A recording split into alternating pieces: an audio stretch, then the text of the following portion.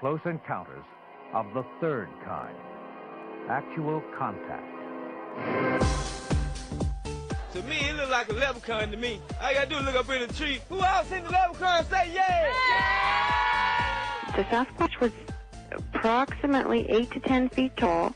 It looked very human-like, but it definitely wasn't a human. After 7 years of research, I am more convinced than ever that the creature known as Nessie is a real, living animal. Others find it hard to believe and have come up with their own theories and explanations. Could be a crackhead that got hold to the wrong stuff. Welcome to Mysteriousnesses, episode 34, and the first time that we are going live. Yes. I hear that we already have a bunch of people listening. Yes. So I'm glad. Welcome to the show. This is our first live one on Twitch. I'm really glad that you guys are embracing this whole live stream thing, because honestly, it's making podcasting more fun. Honestly, you know, because we still get to put out the regular podcasts for like the old timers like me. Close encounters. I still keep getting this wrong. And that's the fun part about doing live. I keep getting that part wrong, where it just plays again. Yeah. Over and over. But yeah, so there's old timers like me that want to listen to a podcast in their little headphones while they mow the lawn and putter around the house. But no, like new people that like podcasts, they want to see us. Right. Know? Yeah. They want to see us. They want to see this weird room that we're in. So I'm glad to be here. We have a great show. Our feature segment is Mediumship, and we have Celestial Raine coming in, and she's going to be telling us about being a professional medium. Yeah, this should be great. I'm really looking forward to it. This should be good. I'm kind of scared, though. I'm kind of scared, you know, because, you know, there's ghosts in the house, and I don't know. We'll get to that later. We'll get to that later. Yeah. Right now, I want to start off with some science news. They just found some cool pyramids. Pyramids in you gave me this article, Q. Yeah. I'm not seeing anything on my screen. Oh, sorry. I'm going to need you to Chromecast it on over here, John. He was being real particular about having a screen. Sorry, buddy. I'm not going to... I like to read with you. All right. Pyramids discovered underwater off coast of Cuba might be Atlantis. This is the number one... This is the first thing everybody says as soon as they find some underwater ruins. It's always Atlantis. Yeah. It's got to be Atlantis. Why would it not be Atlantis? Exactly. We've been looking for it forever. Don't get mad at people for being hopeful. I hope that it turns into like this. It's like the suburbs of Atlantis. It's like the ghetto of Atlantis. And for whatever reason, this is the bad neighborhood. They're like, man, this society sucks. This is like the jail for all the bad people that lived in Atlantis. So they're all just shoved down here next to Cuba. In Atlanta. Well, I don't know. Cuba's pretty awesome. I mean, there is a strip club on 66th Street called Atlantis. So maybe there's a connection there. Ah. It's right across the street from Cuba's. The remains of what may be a 6,000-year-old city immersed in deep waters off the west coast of Cuba was discovered by a team of Canadian and Cuban researchers. It's a All unique right. mix of nationalities working They're together. cutting the U.S. out. They're like, you know what? Forget it. We're not bringing these guys on the trip. Offshore engineer Paulina Zelitsky and her husband Paul Weinswig and her son Ernesto. Why does her son have a different name? Why do they all have different names if they're one family? Anyway, Ernesto Tampanes. They use sophisticated sonar and videotape devices to find some kind of megaliths you'd find on Stonehenge or Easter Island, Wesnig said in an interview. Some structures within the complex may be as long as 400 meters wide and as high as 40 meters, he said. I'm just curious, do you really need sophisticated sonar devices to find structures on Easter Island? Because they're pretty much... Yeah, they're Yeah, right in your no, face. You can see them with your eyes. These are big. Yeah. 40 meters high. I don't know. I think you just need a regular fish finder for that, right? Yeah, I mean, I would assume you could.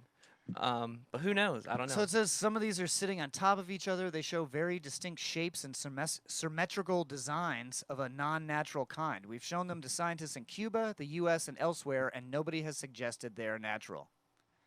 Moreover, Well, they didn't ask me, so... and nobody asked me. Moreover, an anthropologist affiliated with the Cuban Academy of Sciences has said that the still photos were taken from the videotape clearly show symbols and inscriptions. Mr. Weinswig said it is not yet known what language the inscriptions are written. So let's take a look at these pictures real quick. Is this this is the sunken city? They do look like pyramids from like Chichen Itza in Mexico, and they're very stepped. They have like the steps going up the sides. Well, I mean, the Americas are known for pyramids. Even in North America, they built like earth pyramids, right? Oh, yeah. Instead of stone pyramids. Yeah. So, I don't know. I feel like the whole Atlantis thing, that's just like that's just kind of what you say when you find a lost civilization, because I think there's tons of lost civilizations left over from the last ice age, you know? Sure. Right. And Or who the knows ending where of the the last- sea level was at that point when this was built. Like every culture has their flood story. Yeah, So absolutely. there most likely was a flood. As soon as the ice caps melted from the ice age, then all the best cities were probably in the most tropical climates where the sea level rose the most. Yeah, these guys are just communists. Yeah. Dirty commie Atlanteans. These commie Atlanteans, they're screwing everything up for everybody. Let's see. Mr. Weinswig said it's too early to draw firm conclusions from the evidence collected.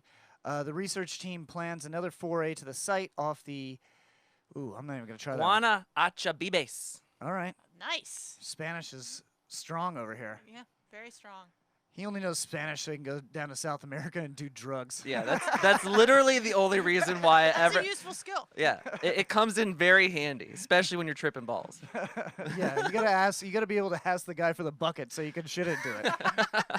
No, I already shit my pants. That's the problem. Let's see. Geologists have recently hypothesized that a land bridge once connected Cuba to Mexico's Yucatan Peninsula, and portions of the Cuban island are believed to have been submerged in the sea on 3 separate occasions in the distant past. Yeah, there you go. So that's kind of interesting, that like the Yucatan Peninsula, that used to just be one long peninsula going all the way out to Cuba. Yeah. That's cool. The structures are on a plateau that forms the bottom of what is thought to be a mud volcano. I didn't even know those existed. 700 meters beneath the surface of the ocean and along with what is clearly a geological fault line. It's well known that ancient civilizations like to build at the base of volcanoes because the land is fertile, so that's suggestive. Yeah, ask the Romans how that worked out for them. Yeah, that always, it's like it seems like a good idea because like all the vegetables are doing really good and you're like, man, we are full. I mean, that is the antithesis, or like the true meaning of duality. Like, life flourishes here, but it also dies here. Really bad. Yeah, not recommended. No. I wonder how many virgins they were throwing into that mud volcano just to suffice the gods and the deities. Get Or in the there, land- mud virgins. No, it was just mud wrestling. They didn't die. Yeah. Communist mud wrestling. It was big back in the... This ancient civilization was way more chilled out. The The precise age of the underwater site is unknown, although Cuban archaeologists in 1966 excavated a land-based megalithic structure on the western coast close to the new underwater discovery. It's said to date from 4000 BC. Based on that and other geological information, we're speculating that these are 6,000 years old, he explained. So it's not exact, but it's very, very ancient. So I like this. Let's take a look at these underwater still footage real quick. Can we see What's this? the name of the guy that did Titanic? James Cameron. Has he poked and prodded around there yet? Because you Yeah. know he likes to do a little underwater I don't know adventuring. why he hasn't done like any Atlantis shit yet. That should be his next thing. Well, I mean, he kind of did though with Avatar, right? Because that was a little bit of an Atlantean Sort of. Space Atlantis? Space Atlantis. Well, look at this. This is pretty crazy. Yeah, I don't know if they can see that on the camera. Well, we can see it. I'm talking to you. So basically what we're looking at is these are, and you know what's funny is there's 3 of them, kind of like the Great Pyramids in Egypt. And I'm wondering if they were to like look at it on like a map, if it would match up with the constellations the way that all of the other pyramids do. That's Because that would true. be a common correlation between different societies that, because I know there's pyramids in Mexico that line up with, I believe it's Orion. There's I mean, you the can just Great Pyramids in Egypt, and like they were able to tell the circumference of the Earth based upon how they were like placed these pyramids. so where it was they like put 'em. it was like a tool to study the cosmos. Was like positioning these pyramids. I mean, from what I've read, now I don't know. I mean, who knows? But it's ironic that there is 3 of them. They look similar to the ones in Mexico, and it's probably just there was a land bridge that went from Mexico to Cuba, and now we're just discovering this. I want to go diving down there. That looks cool. That's how you get cursed. That is how you get That's cursed. exactly sea how you get cursed. cursed. That's even worse when you get sea cursed. No one doing a sea curse. Let's see. Next story. Shocked Russian surgeons opened up man who thought he had a tumor to find out a fir tree was inside of his lung. I'm sorry, what? A fir tree. Like a full-grown fir tree in this man's lungs. Like a plant? Yeah, A plant was in his lung. like basically a Christmas tree. Yeah. Okay. A Like fir a- tree in his lung. Like a living tree was growing inside of his body. What? Okay, all right. So, Yeah. but I mean, it makes sense, right? Because you're giving it oxygen. Your lungs are filled with liquid. Your and, lungs are filled and- with sunlight. Well, that's the part that doesn't make sense. Mine is. I don't know about you guys. I sit outside all day with my mouth open, just looking at the sun, drooling on myself. That's what I do. A fir tree has been found growing inside a man's lung by surgeons who were operating on him for suspected cancer.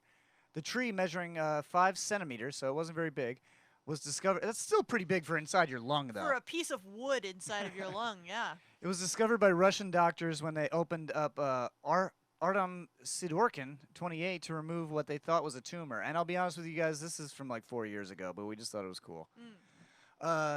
Medical staff believe that Mr. Sidorkin somehow inhaled a seed, which later sprouted into a small fir tree inside of his lung. How the fuck did they not see this picture and see that this was not a tumor? Yeah. I mean, I think it's probably because Because it's just so far-fetched. No Yeah, one would it's just think like- that that's a tree branch in your like, lung. a Christmas tree tumor is more plausible than They should have an just actual left it Christmas there tree. and put ornaments on it and See what adorned it, happened. put a little star at the top.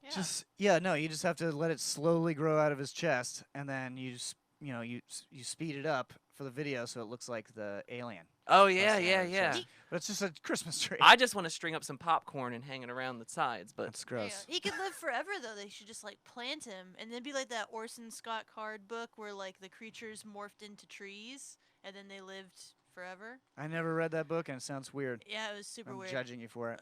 Okay. It's not the first time. The patient had complained of extreme pain in his chest. Yep, that checks out. And had been coughing up blood. Doctors were convinced he had cancer. We were 100% sure, said surgeon Vladimir Kasimev from somewhere in the Urals. We did x-rays and found what looked exactly like a tumor. But I had seen hundreds before, so we decided on surgery. see, wait, that's the part that gets me. It exactly looked like a tumor. This guy was 100% sure that he was looking at a tumor. Well, everything looks like a tumor if you take an x-ray of I don't know how true. many years of medical school they take in the Urals, but I don't know. I'm a little suspicious of this doctor and how much he's being paid. And It's like, no, doctor, I didn't shove a He-Man action figure up my ass. That's a tumor. that's a big tumor. It just happens to be shaped like a muscular man. I'll say that the next time I'm in the hospital with that situation. I just don't know how you can inhale a seed and just go. I was gonna say I can inhale some seed, but as a gay man, that's just an innate quality we're born with. Respect it. Gross. Mysteriousness Grow up. / we might be a little raunchy for those That's true. that are new. Yeah. We take a comedic slant to some of this stuff. Let's see. Maybe all tumors are fir trees, David said. Hey, it's a Russian conspiracy. That's what it is. It could be. UFO hunters turn up a rare Disney alien documentary, but is it part of a disclosure conspiracy? Okay. Have you guys heard about this? No. I heard about this before, but it's kind of resurfacing now. Let me go ahead and stop that. UFO hunter Nexus on Reddit UFOs have turned up a Disney documentary about UFOs and aliens that was originally used to promote the extraterrestrial alien encounter experience. The Wikipedia Did you guys page, ever ride that ride? That was a pretty good ride. That was for Disney. That was an intense ride to be It putting was children on. scary for an I 8-year-old. don't think I was ever on it. It was pretty scary. It was like the alien. I don't think it was. The lights would go out and it would like jump around the room and you wouldn't know. what? But like they had different things that would like blow It was on you and touch basically you. the xenomorph from the Alien movie. Like you're in a theater in the round, and the alien breaks out, and then he's like loose in the theater.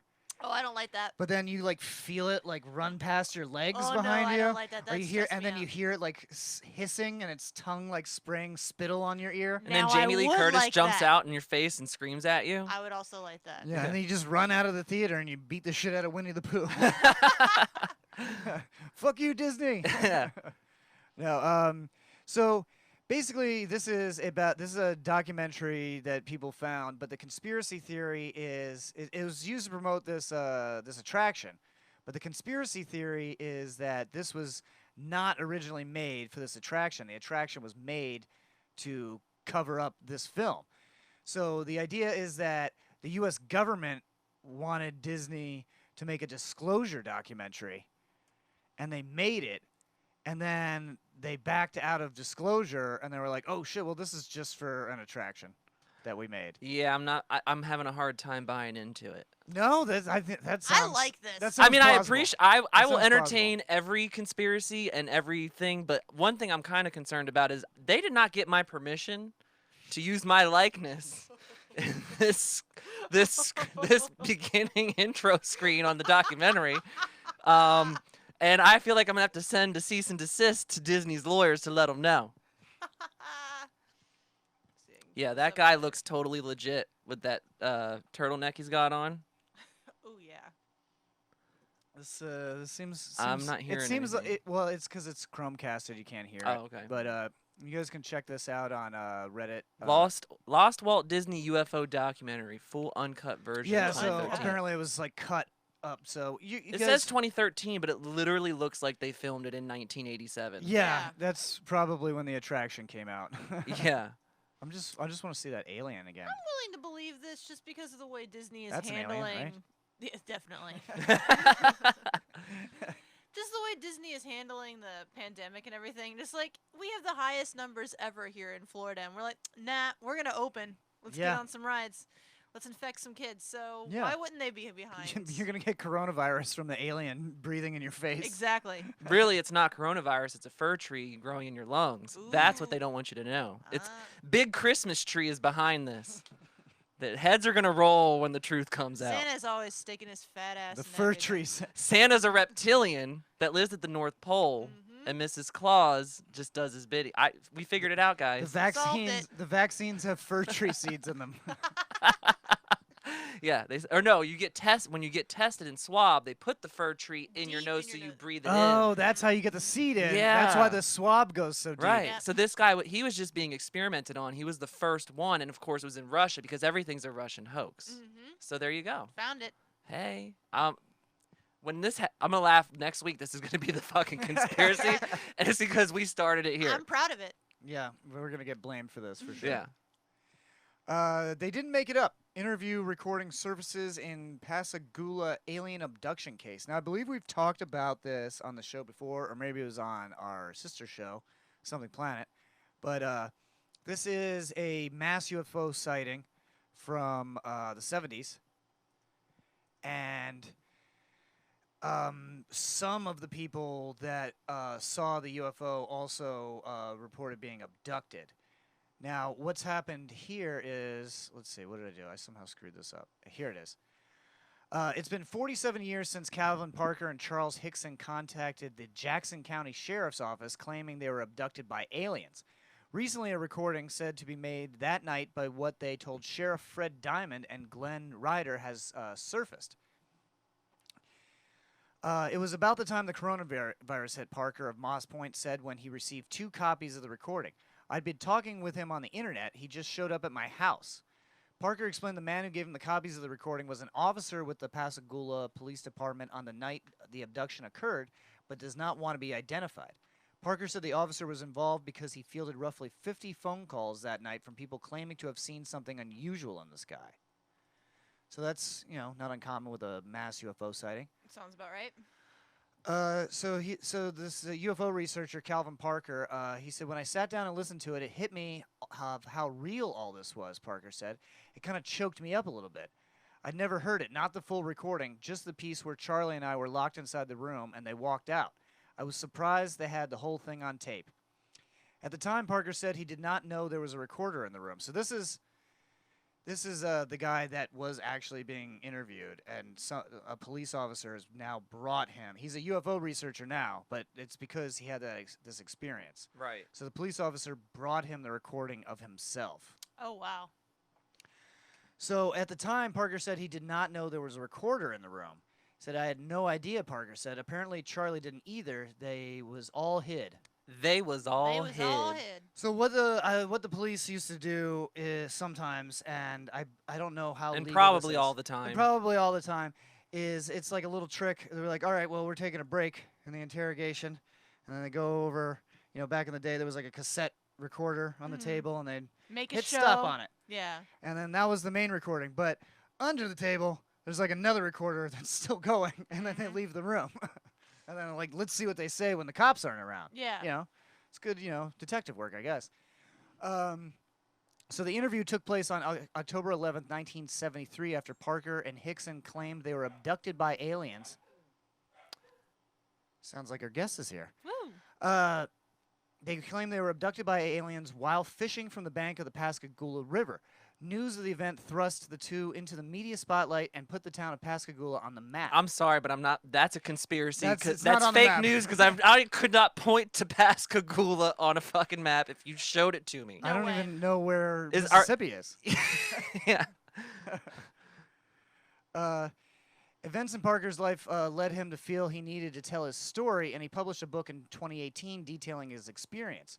Once again, the event became the center of attention for many of the Clarion Ledger published stories about the book and other people claiming to have witnessed unidentified objects in the sky that night. So it was a blinding light. Woo. Blinded. Is that what that song's about? Might it be? Blinded by the light. So he said at the time, a big light came out of the clouds. It was a blinding light. It was hard to tell with the light so bright, but it looked like it was shaped like a football, I would say. Just estimating, it was about 80 feet. It made very little sound. It was just a hissing noise. Parker said 3 legless creatures floated from the craft. One had no neck with gray wrinkled skin. Another had a neck and appeared more feminine. Parker described their hands as being shaped like mittens or crab claws. Sounds tasty. So the crab claw people. Yeah. Well, I'm getting a little turned on by all this.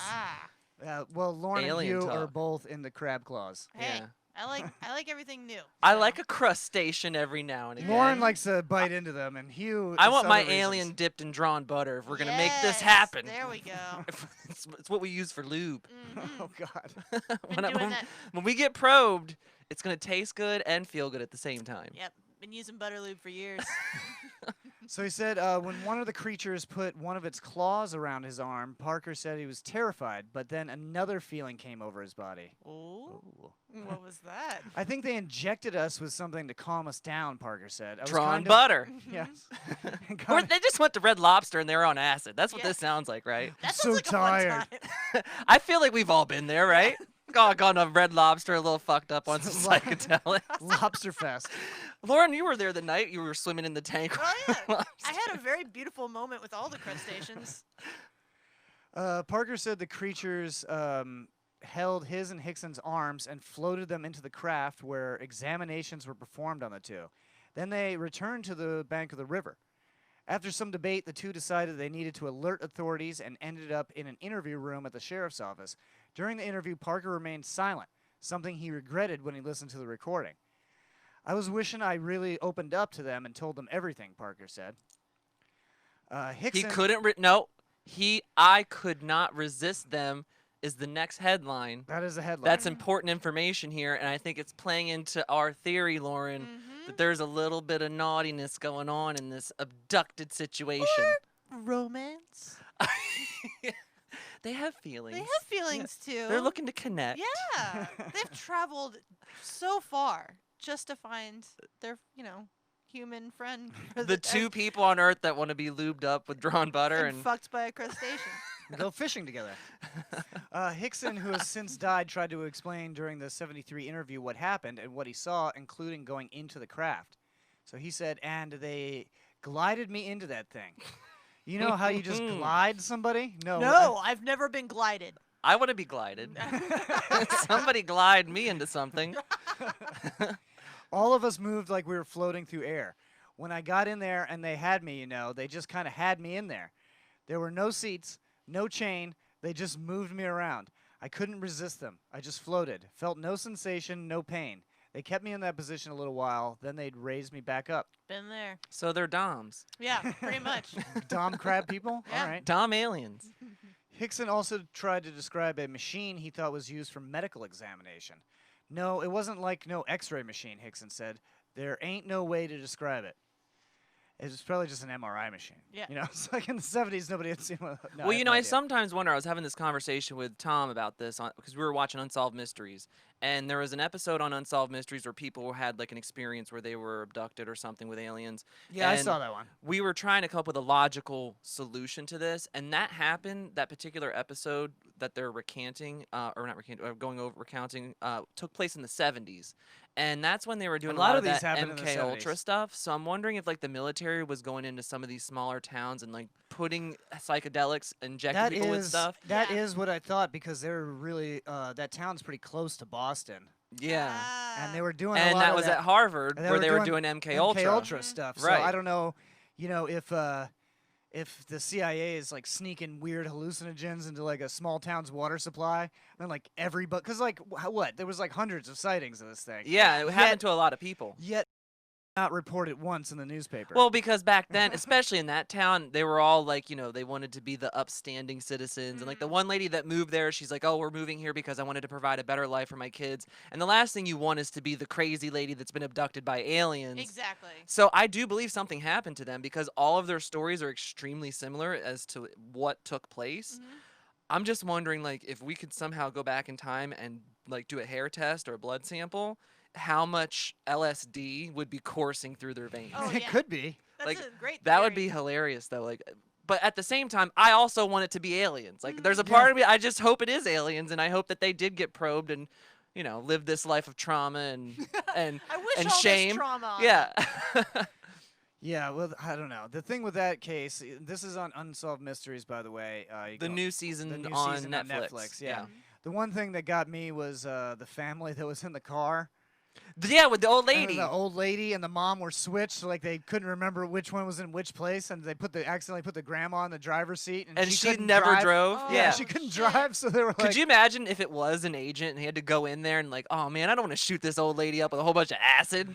And she starts like handing out her butterscotch from her purse to this guy because he's just, she's just a nice old lady minding her business. It's like these two old ladies look exactly the same to me. I cannot. Would you tell. like a Werther's original, sir? So anyway, back to the UFO story here. It's The only thing I remember as a kid, Calvin was just standing there, Hickson said. I'd never seen that sort of fear on a man's face as I saw on Calvin's. So it took me a while to get him back to his senses, and the first thing I told him was, son, ain't nobody going to believe this. Let's just keep this whole thing to ourselves. Well, the more I thought about it, the more I thought I had to let some officials know. After the questioning Diamond and Ryder left the room, Ryder, now retired and living in Van Cleve, said he didn't believe any of Hickson's story. So he didn't believe it. But while they were alone, there was a secret recorder still recording, like I said, and this is what they said when the police left the room. Jesus Christ, God have mercy. I thought I'd been through enough hell on this earth, and now I've got to go through something like this, Hickson said. But they could have, I guess they could have harmed us, son. They had us. They could have done anything to us, but they didn't hurt me. Parker spoke mainly about his anxiety. I just want to cry right now, Parker said. What's so damn bad about this is no one's going to believe us. Aww. I had to get home. I had to go to bed and take some nervous pills or something. See a doctor or something. I can't stand this. I'm about to go all to pieces. I can't sleep like this. I'm damn near crazy. So you can check out the whole recording. It's on Well, sound. you should know because Pascagoula was put on the map. It was on So the everyone map. should already know about this Yeah. from what the story's telling us. No, so if you want to check this out, I'll leave it in the show notes, but the recording in its entirety sounds pretty legit. It's just I'm not going to play it on the show because the quality's real shit. Yeah. Yeah. And, being compressed like that into a podcast. So you got to listen to it And on the also, SoundCloud. they're from like rural Mississippi, It's and hard I'm to gonna take a decipher. guess that the son may also be further related to his family. Maybe I don't know. in a different way. He looks a Yeah. little bit of a troglodyte. Yeah. He's got some Cro-Magnon features on that forehead of his. So, family wreath, I don't know. Family fur. Back to our other conspiracy. Yep. My feed on my chat is kind of freezing up here, so hopefully I can. Let me take a refresh peek this. at the chat real quick. David, Yeah, Dave's David talking was about- in there talking about. He says you guys are starting conspiracy theory that isn't far off. The whole Wayfair thing originated from a Reddit user posting their theory on $10,000 cabinets.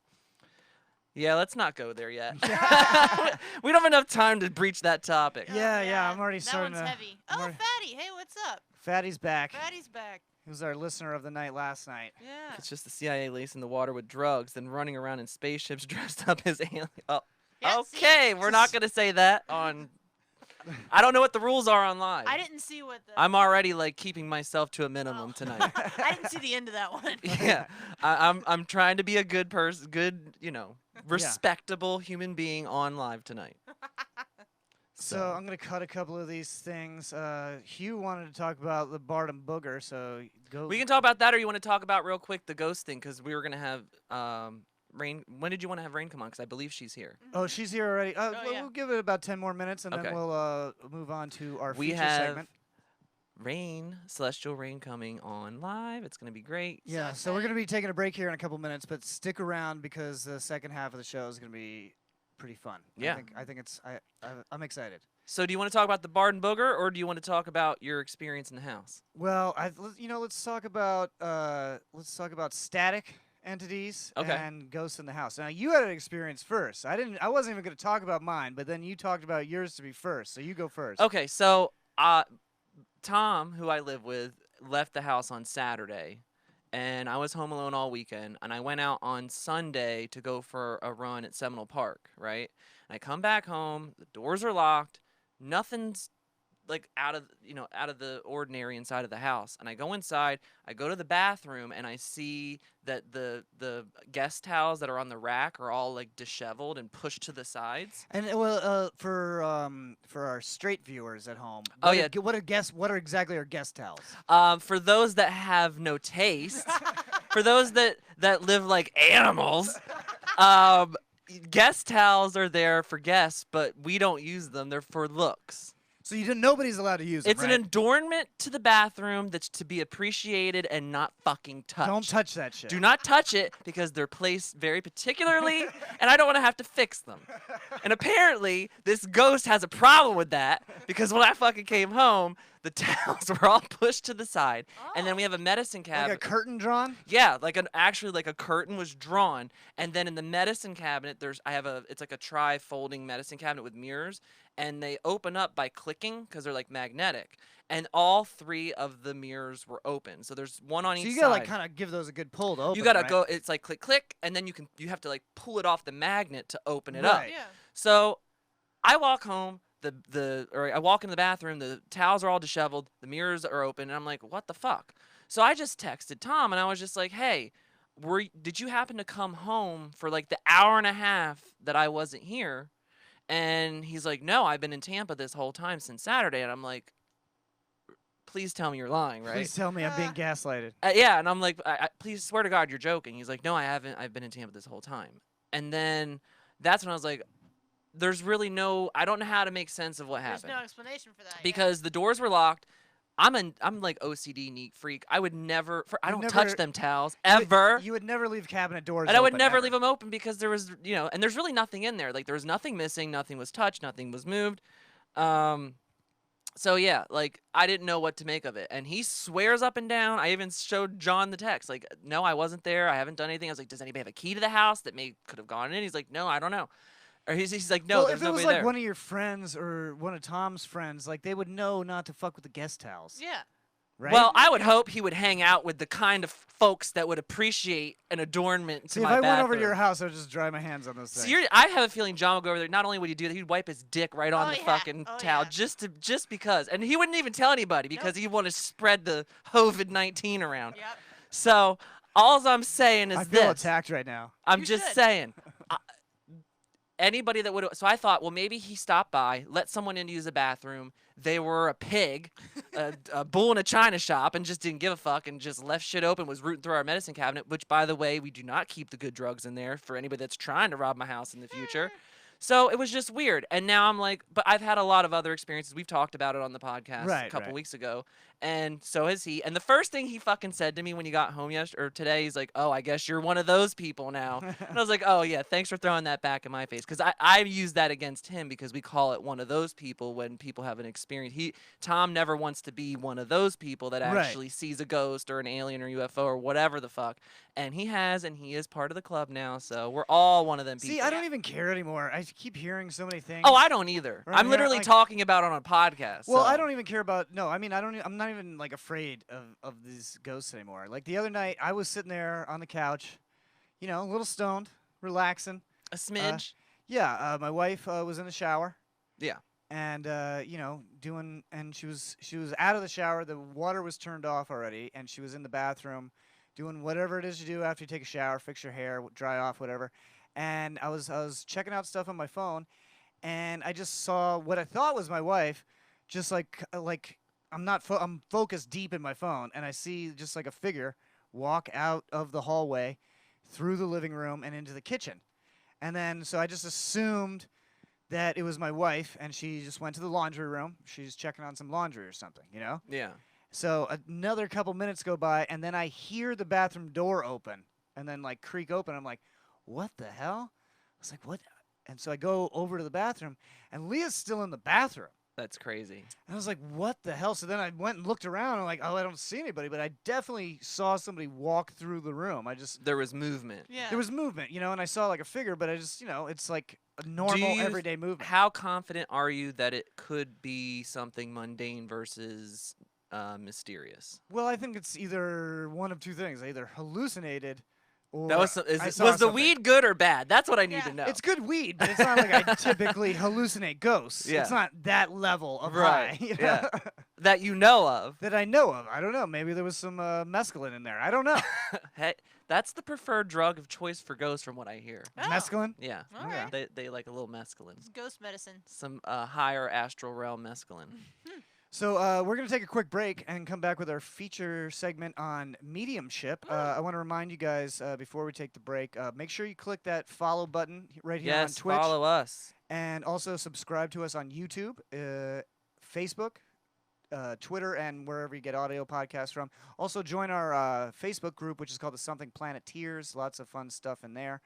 Right now we're going to take a quick break. So And we will be back with we will be Raine. back with Raine, and we're going to talk about mediumship. So you guys, please stick around. Plus, I have to pee, and so hang out in the y'all don't chat. have to wait.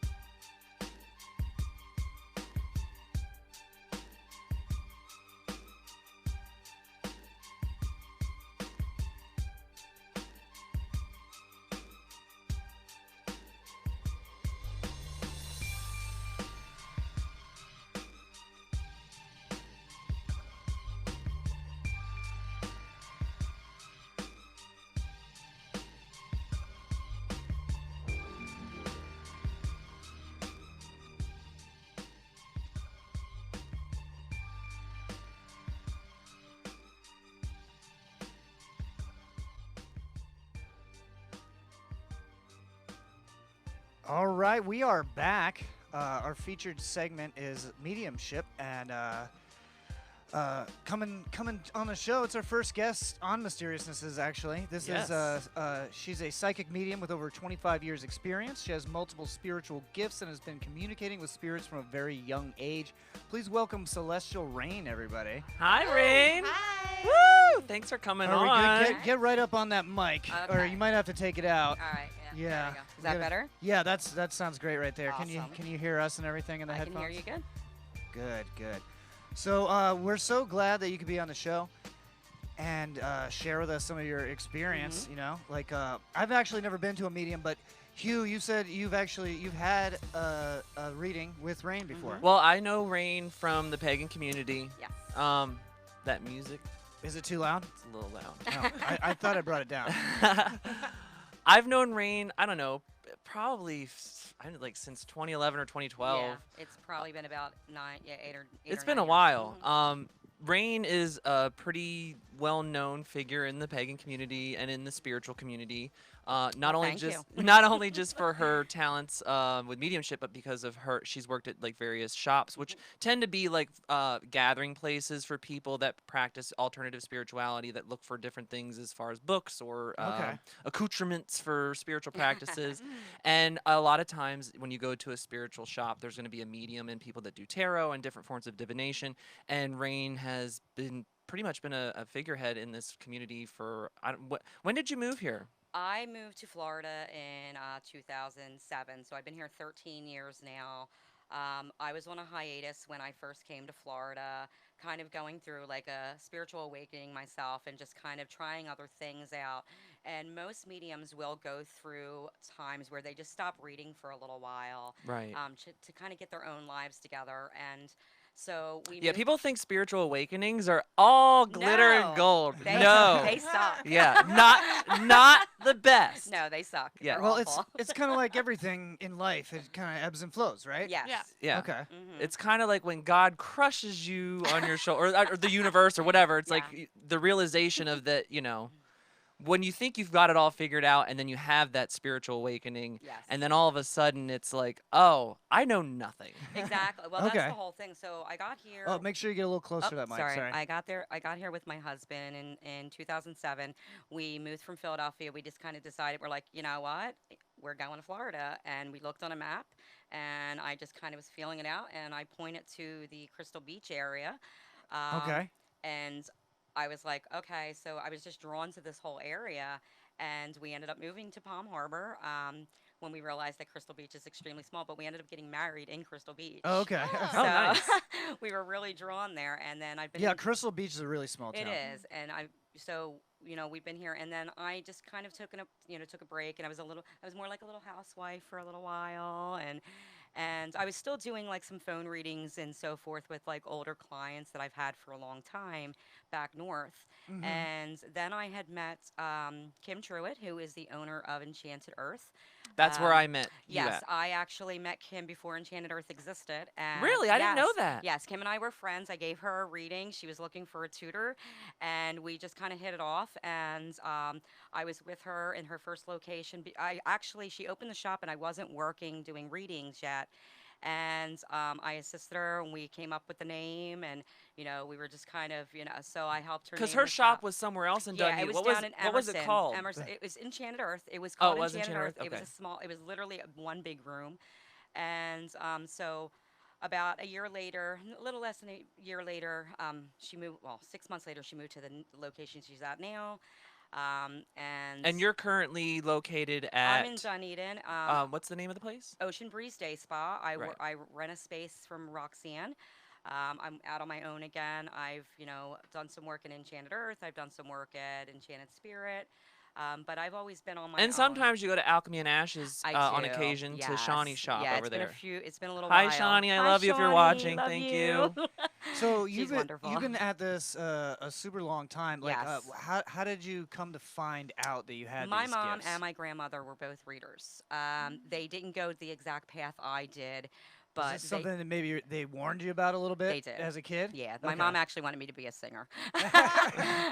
but you do sing. I do That's sing. how Phenomenal Lauren singer. actually. Thank you. It was crazy because I started doing comedy and I ran into Lauren through Open Mic with John, and then I saw you two were friends on Facebook, and you're And also you know friends Shelley. with Shelly Yeah. Harris, and she also is a comedian, and she's what we call each other's crystal comics. Yes. Shelly also been on the show here. Yeah, friend Actually, of the- she was our first guest. Now that I'm thinking about it, because she came and did a Reiki demo here. Oh, That's did she? right. Okay. I've known, well, that's the whole thing. I actually read for Shelley, and I hooked her up with Judith, so I told her she needed to do Reiki. Oh, so you put her on that Yeah. path. Yes. Okay. Oh my God, I didn't know you were the So it reason why makes- she started Reiki. So it definitely makes sense that you're here on this show now. I guess so. So yeah, so how did what happens? Like what starts to change? Okay. Because Well, what was the story though with your parents? Because you said your mom and your grandmother had. It's not the- necessarily a great story. I had a really rough childhood. I mean, for- share what That's, you want. that's okay. I'm not, ashamed of it because it's made me who I am, and I'm very proud of who I've become because of it. Unfortunately, my mother was very young when she had me. She was a single parent initially. I come from a background of alcoholism and drug abuse. I'm a recovering addict myself. I became an addict in my teens because of my abilities. I Okay. was too so I was so overwhelmed and inundated with my sensitivities that it literally was like, this is driving me crazy. What is going on? And I was So, what were some of the things that were contributing to the overall, the emotional state that you were in that you didn't understand at the time, but now you shielding, the darker aspect of things. Learning how to shield was a big factor. So when Okay. I work with clients, And when you say shield, for people that don't understand, energetically shielding myself and protecting myself from unwanted energies.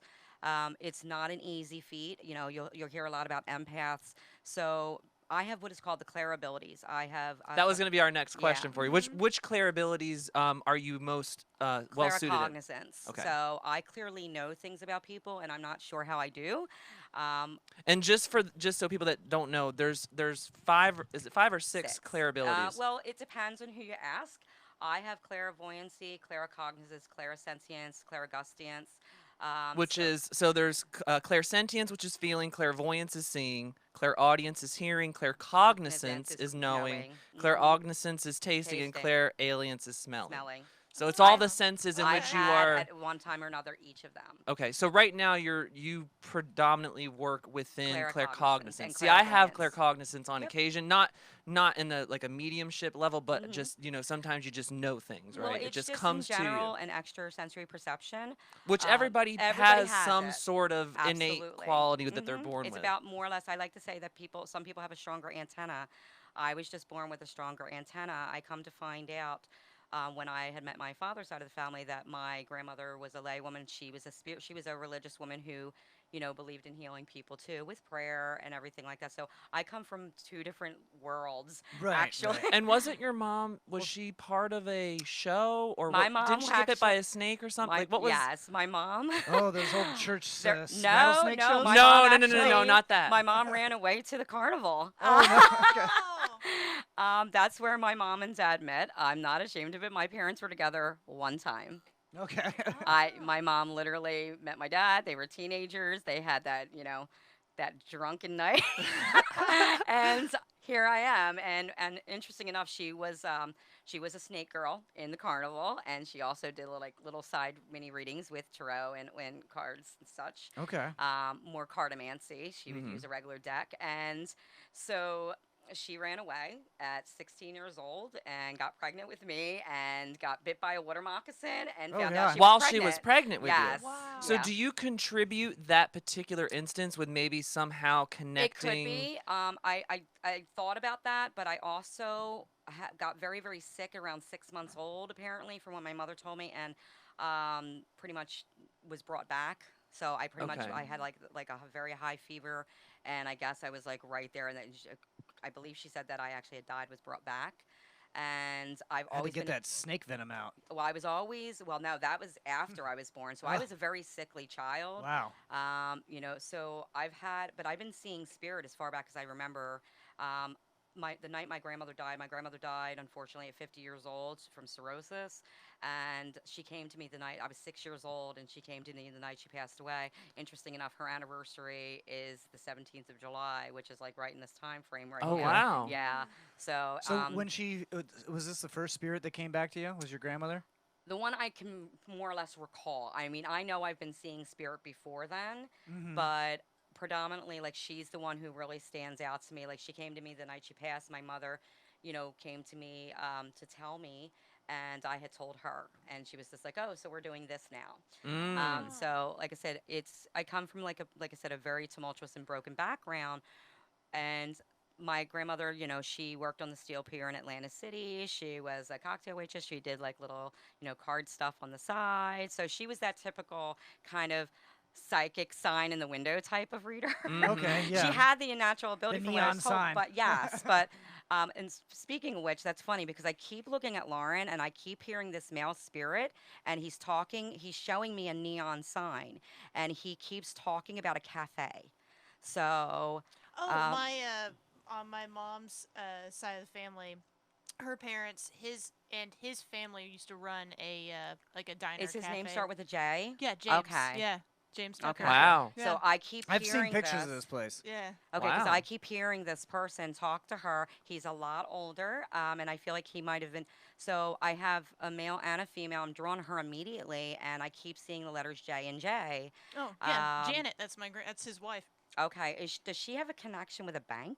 Yeah, Okay. she worked in a bank her whole life. Okay, so they're just with you. So spirits will show me specific information and details, so I know who I'm communicating with for the querent, and I keep immediately being drawn Well, there. that was gonna be my next question for people Lauren, that aren't familiar. I just want to say, Lauren, if your mom's not watching right now, she's gonna be kicking herself. Oh my god. No, because the video's gonna be on YouTube. She'll be able to see it. Okay, but she's gonna- oh this my is God. for him.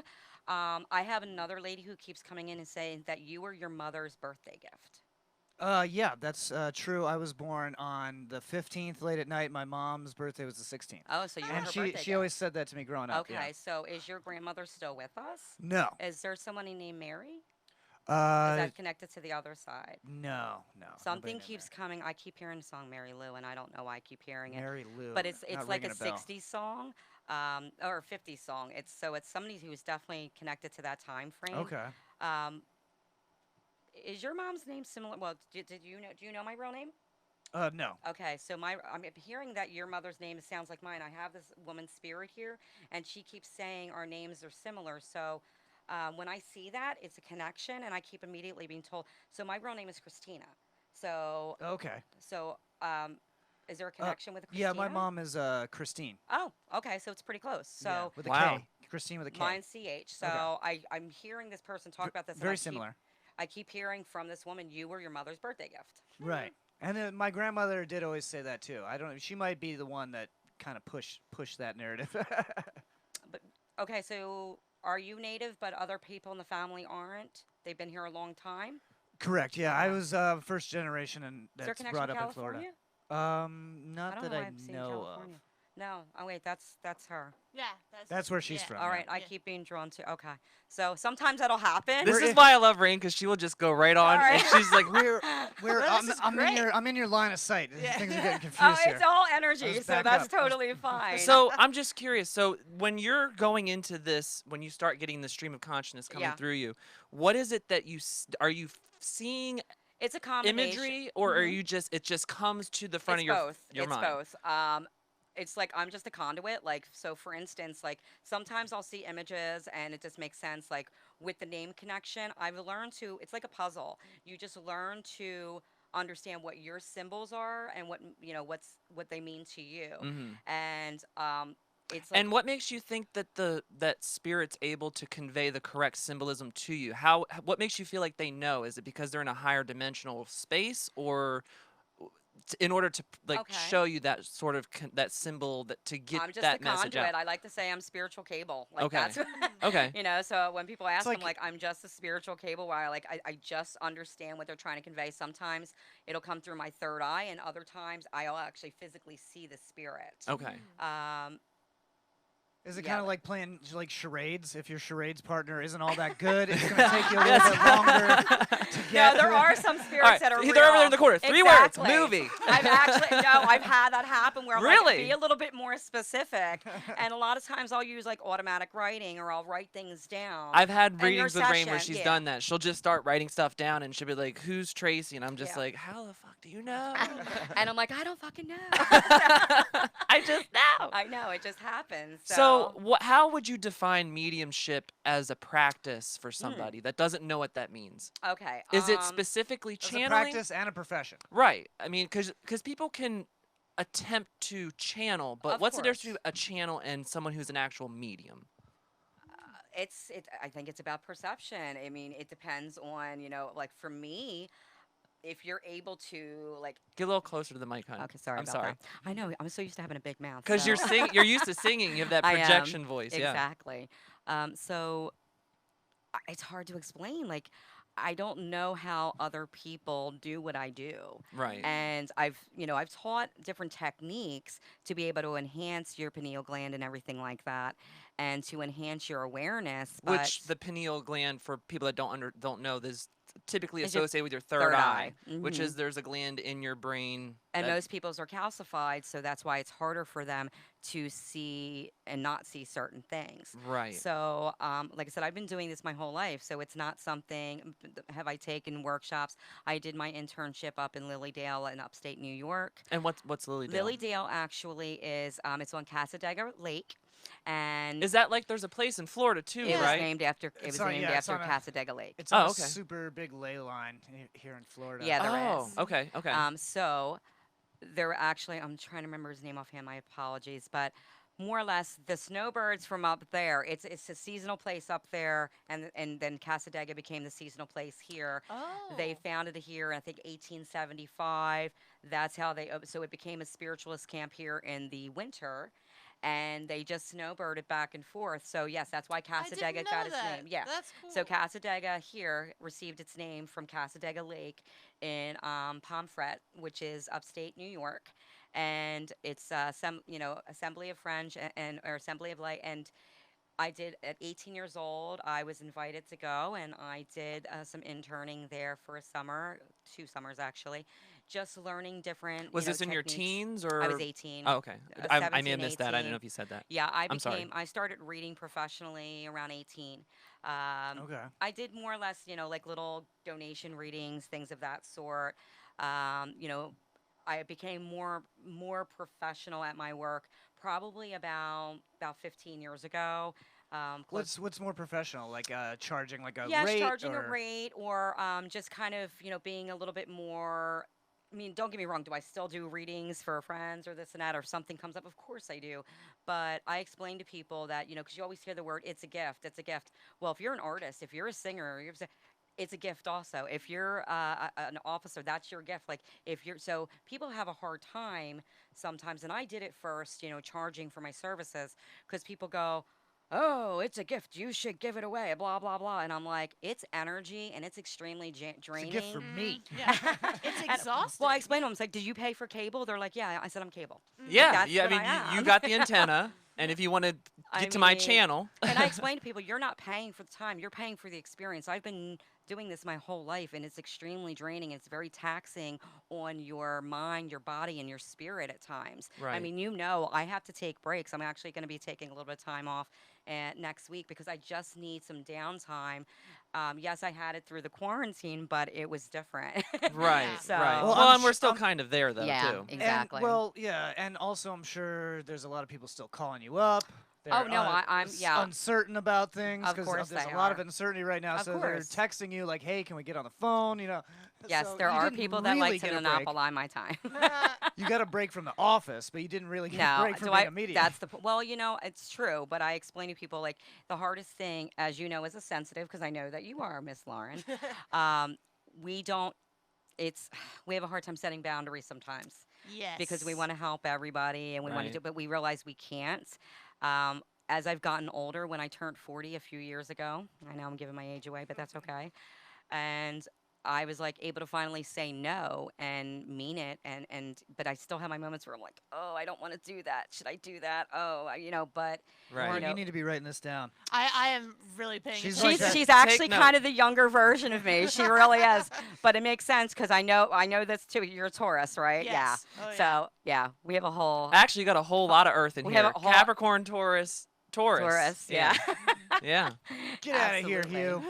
Well, that's the thing. Like, I'll forget people's names, but I'll remember like if I Their ask their sign. birthday. Oh, yeah. Yeah. I I know never everybody in Tampa Bay comedy's astrological sign at this Right. point, and everyone's like, "What is wrong with you?" I'm like, "Well, I'm either a little bit crazy or I'm just a little bit into A astrology." little bit. Yeah, just a little bit, a lot of it, probably, a lot of it. So, Raine? What's the difference between like when someone is a psychic and someone's a medium? It's different for each individual. Once again, for me, the word psychic, I actually don't like the term psychic because it's Right. just, I like the term oracle or a seer. Ooh, I like that. And well, you hear a lot about, an oracle is actually, the word oracle and seer are both in the Bible. Mhm. I'm not a religious person by any means, but, so it's just more or less prediction and prophecy, and I prophesize things. I see things before they tend to happen, so I see a lot of past, present, and future energy. And there's always free will, and I explain that to people, but we're not easy to change. Okay, so when things happen, they go, oh my God, Raine, it happened, blah blah blah. I'm like, you didn't make the changes, Right. So, and people go, oh, that's just you guessing, and this. I'm like, really? Okay, so I guess I just guessed that this person was going to actually get divorced on this time frame and this and that, Right. So, like I said, you're always going to have your people that are skeptic, and that's totally cool. Right. It's not my job to kind of convince them otherwise. I'm not saying that there aren't people out there that are full of shit, because there are. Oh, there are uh, tons of charlatans, yeah, and there I was are. telling John and Lauren before It breaks we my heart. invited It you really on. it breaks my heart. Though. I said I've had lots of readings from various, whether they did tarot, whether they do channeling, and there's only 3 people I've ever met. And in the pagan community, you come across a lot of people that proclaim that they're such, or that they're empathic or course, telepathic, right. whatever, have psychic if abilities. I hear the word empath one more time, I know, it's swear just to God. empath. It's, That bugs you too. Oh my God. It gets under my skin. I'm Yeah. such an empath. No, bitch, you're sensitive. No, stop. you have feelings. We all can pick up on Exactly. things. That's just. I'm not trying to sound mean or, but I'm no. just it's such an overused word. That's Yeah, the it's problem. become bastardized a little bit in the sense you it's go. just like, everyone's an empath. It's like, well, at some point we all are empaths to some degree, right? Exactly. It's not even my strongest ability, but I will literally go into a place and I'm like, oh my God, my stomach hurts, and then I'll turn to the person and I'm like, can you keep it to yourself? Yeah. I mean, obviously, like that's annoying. But how do you feel about people that are just outright frauds? Like when you look at those idiots. Why do you think I work on my own? on TV? Like who are the guys that are on TV? Like the famous guys that are on TV. And Like the they're- Psychic Friends Network. No, I mean I'm talking about like the guys. That do those Mark stage Frazier or like Teresa Caputo. Yeah. Teresa's actually real. I've met Teresa. I've met, it depends on who you ask, but like, I met her briefly a long time ago. I met Sylvia years ago. I met John, like I said, John just- Edwards. Mhm. Okay. Just crossing their paths and everything like that, and other little gatherings, little spiritual gatherings, and very nice people. For me, I don't need the validation and the notoriety. It's not my thing. Like I Right. said, this is the first time I'm ever even doing a podcast. Yeah, I mean, I just want to say thank you again for coming Yeah, on, of because course. I I know this is appreciate your it. first Thank you. time, Yeah. and it's just this particular podcast. It's kind of like we talk about different fringe topics, and I was like, well, mediumship is interesting. People don't really know they about don't it. know what it means. Yeah, and there is a difference between a medium and a psychic. Like is, a yeah. psychic really is more, like you said, it's a fortune teller. It's somebody Yes. that's telling you that it's prophesizing the future. But a medium also, Don't I feel call like, me a fortune teller. yeah. I'm not saying you're a I fortune know. teller. I'm just saying people associate the terminology they do. psychic with I a just- fortune yeah, teller. I'm not a big and fan that's of the not what term. you really do. No, Well, I mean, when I think of the term, but before I knew what it was, when I thought of the term mediumship, I thought of like those like old 1940s like lady with a crystal ball and a hockey would be stick under the me. table. no, that's not me. Yeah, she's not That's table me. tipping. No, Like the- I'm not table. Pushes a button and the cabinet's No. open. And I mean, Raine's not that tall, so the hockey stick would have to be very short. Exactly. It'd be very And tiny. my table at my office is literally like this big. Yeah, and there's nothing covering it, so No, yeah. She's not trying to exactly. do. well, I mean, business. that's what I used to think of, like those old. And like, there were people, absolutely. Like I said, occultism and spiritualism, were very, very popular, and they still are, especially with like Helena Blavatsky and everything. So, it's does it stem from somewhere? Do I feel like a lot of those people really did have the ability? I do, and I feel like unfortunately they, what is the word? They, I can't think of the word. It's stumping me. They kind of prophetized? No, not prophetized. It just became so out of control, like the TV mediums too. Like they, yeah. Oh, so they became enveloped in more of the notoriety aspect than the actual practice itself. They're putting on a stage show. Yeah, right. I mean, and that tends to I know many platform readers, many readers who, What's a platform reader? A platform reader or a platform medium would be somebody who actually... like an audience. Yes. Okay. So they would actually have like a bigger... I can't. And people go, why? I'm like, it's too overwhelming for me. I like... The most I usually do, I don't do gallery reading. You'll hear platform readers or gallery readers. I don't like big galleries at all because it's so overwhelming to me, and it's just...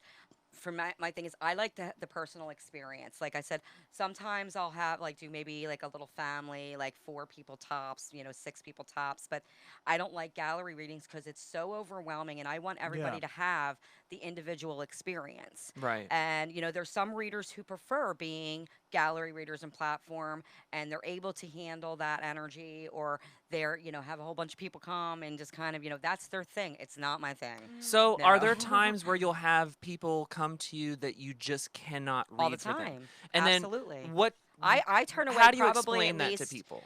I explain to them that I'm not going to make up shit. I explain to them that it's nothing to do with them. It just means we're not connecting. And when you say connecting, for people that don't understand, what does that mean for you? You are not... I won't get anything. Like I said, I won't even attend. Could to it be use the person, cards. maybe? Yeah, of course themselves? it can. Like you just don't... You're getting some bad vibes, well, or... I used to go against that, which is not good to do, and because I was afraid of, as Tauruses, we have a habit of people pleasing.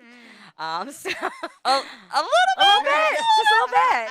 So when how much are you trying to please us to come on tonight? No, I'm just fucking. No, if I didn't want to come, I wouldn't. No, I know. I'm just fucking with you. So, I mean, I turn away multiple people, and I feel really bad because sometimes they have to wait a week, maybe 2 weeks for a session. But I explain to them, I'm like, do you want something that's real, or do you want something that's made up? Like, I apologize, I'm not getting anyone through. Nothing's coming up. That doesn't mean they don't want to talk to you. That means they don't want to talk to me. And so, yes, do some of them get disappointed? Yeah, I've had some people that are that will get really pissed off, but I'll refer them to somebody else that I know is legitimate. And I'd say 9 times out of 10, they're able to go to that other person and have a great session with them. There's a lot of, I'm sorry, Go just ahead. Curiosity. When we talk about spirit, yes. How do you best portray the idea of what happens when somebody is passed on? Are you connecting with them as consciousness, as their conscious self, or are you just connecting with like the remnants of their energy within this plane? How would you best explain that? For me, I feel that it is actually their physical, like their actual esoteric energy, their actual spiritual soul being. And people ask, you're like, then you talk about like reincarnation. For me, I firmly feel that when somebody is reincarnate, there's still that impression energetically, like kind of like the energy splits. And a part of them comes back through that needs to relearn the lessons that they didn't learn when they were physically here. And then a part of them tends to stay behind. Not always. Suicides are very difficult. Tragic passings are very difficult. They will sometimes, I explain to people, I do not like anyone to set up a session immediately after somebody transitions. And I will actually have had people try to do that, and I'll feel it and I'll sense it, and I'm like, no. So, no, because they're in the active grieving what would be the process. reaning for that? What's the problem there? In what sense? If they just had a bad passing or they were suicidal? Because they're so overly emotional, and then I will feel that emotion The spirit too. or the person oh, who's the usually client. the Okay. querent, Oh, yes. So, it's a combination of both. It's or they're not going to get a clear reading, or it might be too soon for a spirit to come in, because we can't guarantee who, what, or when it's going to come in. We just can't. So when I sit down, I more or less kind of close my eyes and I do my little spiritual mantra, asking the ascended masters, asking the angels, asking, Mother Earth and Father Sky, asking the elements to bring forward who's meant to come forward. It's like a little door opens to the other side, and then people always ask, they're like, do you believe in God? I'm like, oh, here we go with the religious thing. And I'm like, look, for me, there is that other spiritual world. Okay, but do I believe in the concept or the Christian concept of heaven and hell? I do not. I do believe in angels, and people go, wow, how? Because angels have nothing to do with religion. So I will see and sense like Archangel Michael's presence around somebody, or Archangel Raphael's I was going to ask you, what other absolutely. things do you incorporate into your I would, mediumship? for me, I'm. Like, do you work with guides on a Yes. regular basis? Do you have your Ascended own masters, guide, I or is it do. an actual archangel? Is it your own spirit personal? guides, actually, my spirit guides came to me very young in age. So Pythia is actually one of my spirit guides, and Pythia actually was an oracle at Delphi. Okay. Okay. Cool. So I was always, and I thought maybe it had to do with the fact that I was raised around snakes, Yeah. So I mean, that would make sense. I've always had a connection with them. And people go, oh, that's kind of weird. I'm like, well, I'm kind of weird.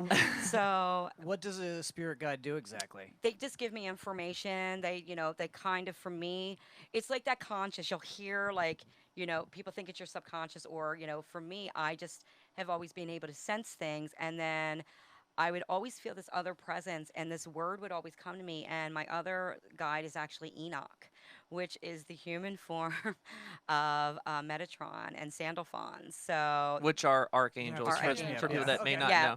For those that aren't up Yeah. on their lesser key of Solomon. Exactly.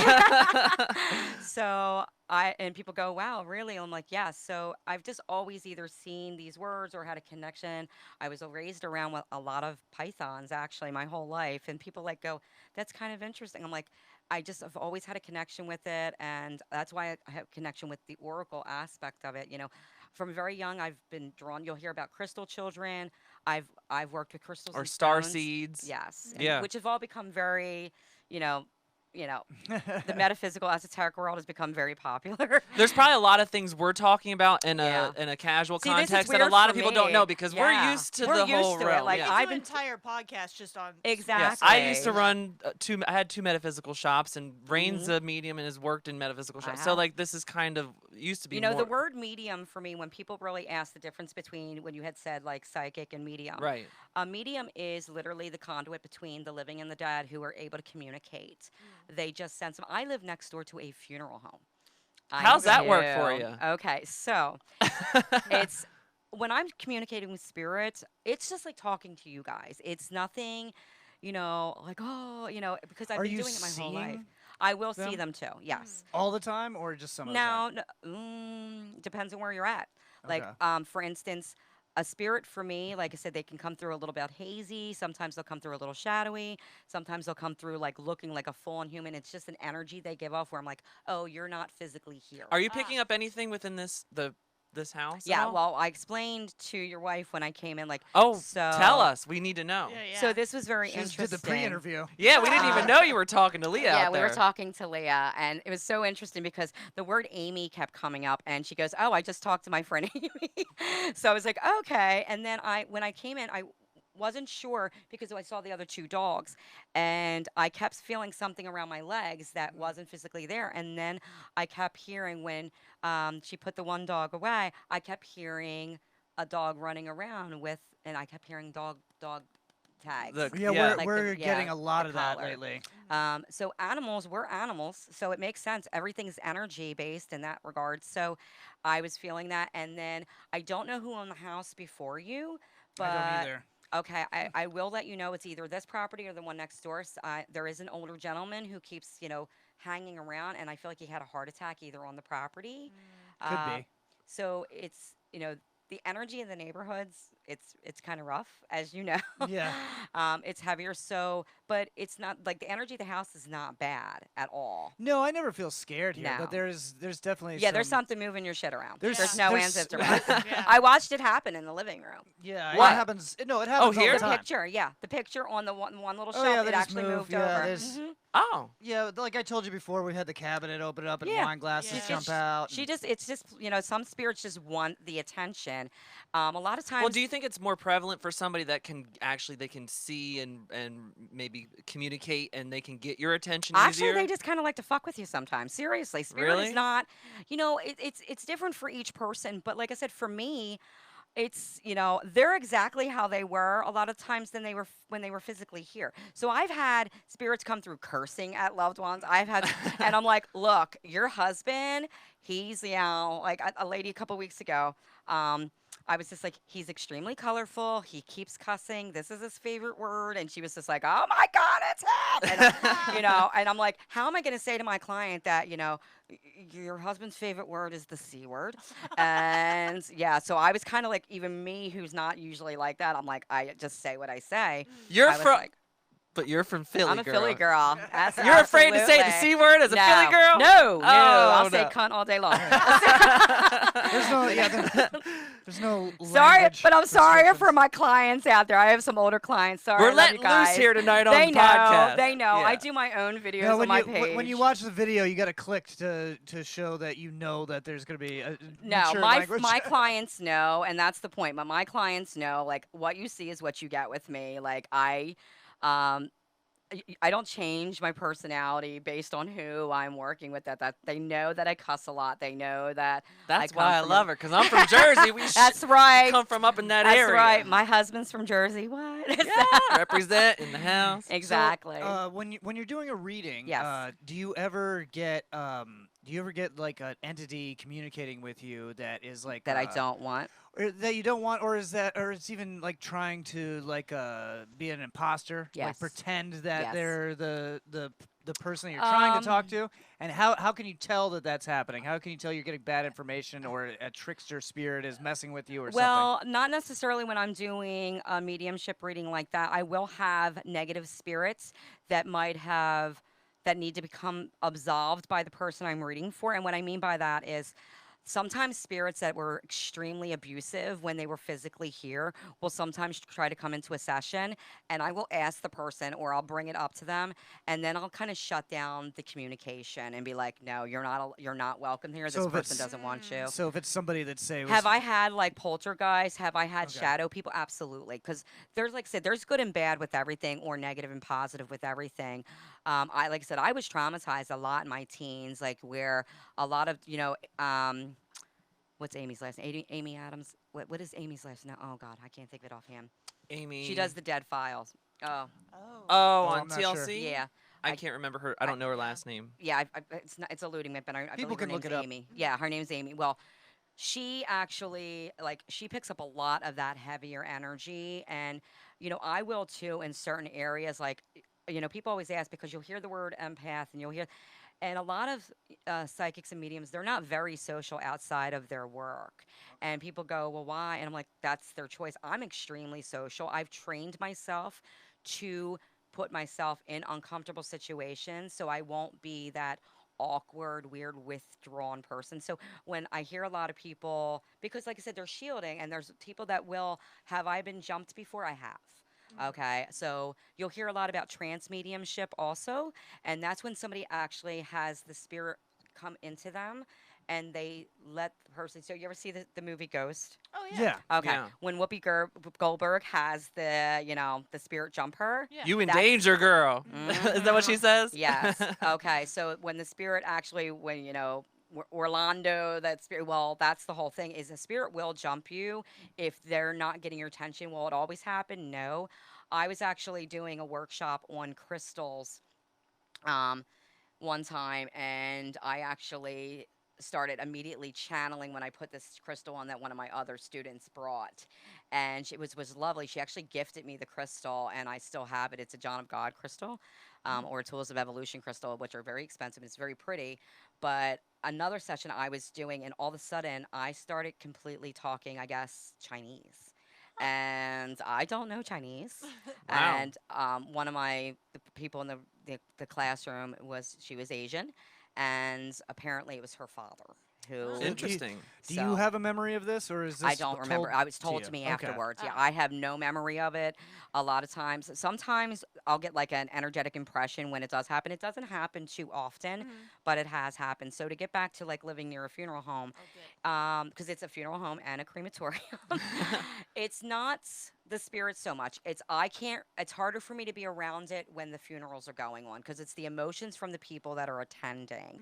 Okay. A lot of times, sometimes the spirits that will come through, I live on the whole other side of the house away from and there's a big parking lot, so there's space between us.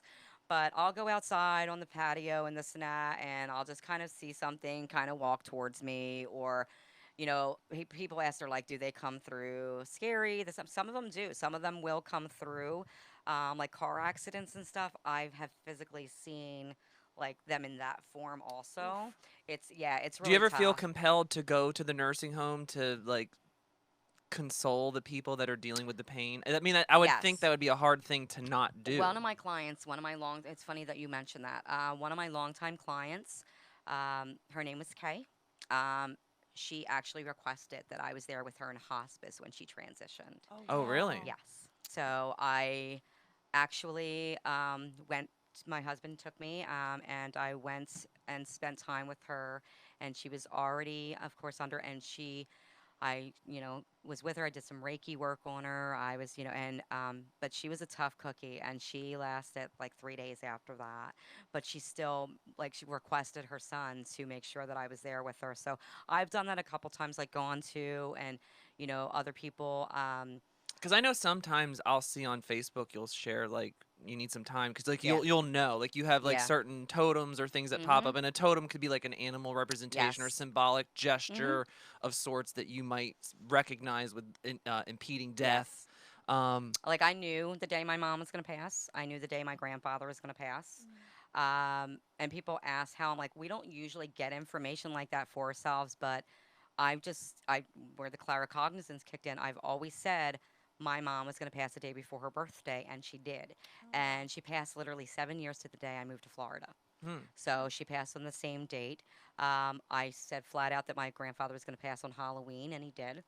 My stepdad just recently passed away suddenly. Yeah. And, so another holiday. And, like, I knew that they were going to transition young in life. And, he went through a lot. But that was the hardest thing. Like, I was on the phone with his girlfriend as he was transitioning. And I told her, I said, he's gone. I talked to him a couple days before that, and I was just like, I told my husband, I said, I think this is the last time I'm going to speak to my dad. And so, I mean, it was really hard, but he lived a very tumultuous life. He lived a lot of pain, ups and downs, really kind of lost himself when my mom passed, and then, got himself back. And, so he's been through a lot. So for me, he's at peace, and, so when I see that for people, I'm like, they're at peace. It's interesting that your birthday is when it is, because the tattoo on my arm, actually, this one here, okay? And Okay, what is that? This is Thebe, and it says Juliet. The young lady who this tattoo belongs to, January 15th was her birthday. January 15th. That's I always like all the time I meet people. Is that have your birthday, John? Yeah. So you randomly knew his birthday? Yeah, well, I told her. No, before. earlier. Oh, you told her? Oh, yeah. He Oh, mentioned okay. it. Oh, I didn't know you No, I mentioned it. felt that he was an earth sign, but no, he mentioned it. Oh, No, Like I no, said, she asked me before. She said someone was telling her. Probably I my keep hearing, grandmother. so a woman keeps It's, saying that he's I his mother's my birthday mother's gift. birthday gift, and that's. Oh, that's right. Yeah. I'm curious if there's what it feels like when someone transitions, like if you can feel that change. It's different. Like for me, sometimes the body gets colder, like the energy gets colder a bit. Sometimes some people's energy starts getting stagnant. So like when my mom was transitioning, I knew, like, she held on. Like, it took me over 6 hours to get back to Philadelphia. I got the last seat on the plane. I had to fly to Miami to Detroit to Philadelphia.